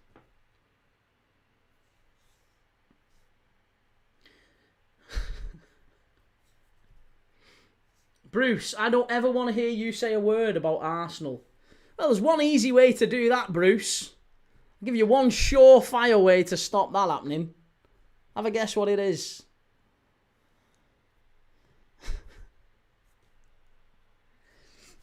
Timbo, I want my future partner to love me as much as Key hates Arteta and Arsenal. Strike from distance. That's not a foul, ref. Don't you dare. Here's Engamoa. Go on, lad. Ekatiki in the box. Love that. Love that. Oh, unlucky. Better. Better. Better. Much better. Much, much better, that. Good play from Hugo. And we'll take the corner. We'll take the corner. Come on. Here we go. It's coming. I'm telling you. I'm telling you. I'm getting ready for the chat to just half in numbers because all you Arsenal wrong'uns are just going to scurry like rats leaving a sinking ship when this goes in. Oh, unlucky. It's coming. I'm telling you. I'm telling you.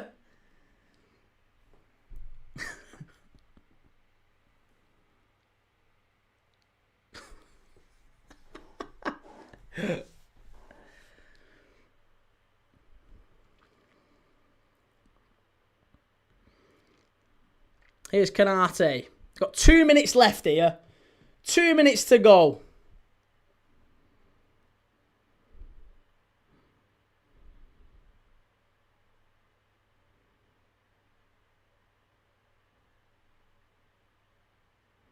Come on, Rio. Get it in, lad.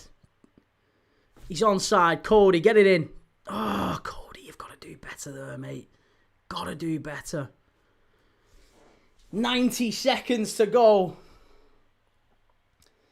Tom Martin says, nah, we don't care about the top 4 race, pal. That's why there's about 200 of you in the chat, Chief. Rio Engamoa stood up. Hit it. Oh. Come on, Ali. That'll do you. Flick on. Well done. Ekatiki's got you. No. That's so bad. That is so, so bad.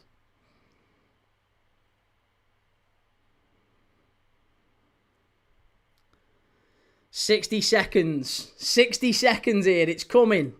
It's coming. Gravenberg.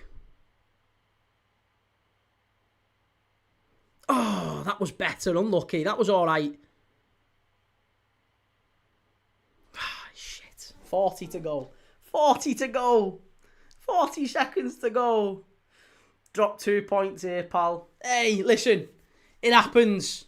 It happens at times. It's disappointing, but it happens. Leeds are unbeaten in however many games. They've beat Chelsea. They've beat Palace. They've been very, very good in the last 5, 6 games, whatever it's been, unbeaten. So they're a difficult side to beat at the minute, Leeds. They're on a good run. It's no easy game in the Premier League. Here's Rio Engamoa. Come on, Rio. Go on, Rio. Back to Verge. Don't hit it, Verge. What are you doing, you divvy? Oh, Virgil van Dijk. Right, here, this one. No, Ali, what are you doing? Go on, pump it. Pump it. Here we go, last chance. Last chance saloon. It's got to go in the box here, Dom. It's got to go in. Got to go in now or never. It's got to go in. Don't fanny around with it. It's got to go in here. Oh, no. The ref's going to blow here. Hugo, stand it, mate. Stand it. And that's it. Full time. Poor. Poor. Right. I'll be back in 2 minutes for bloody Sunderland against Man City. See you all in 5 minutes for Sunderland v City.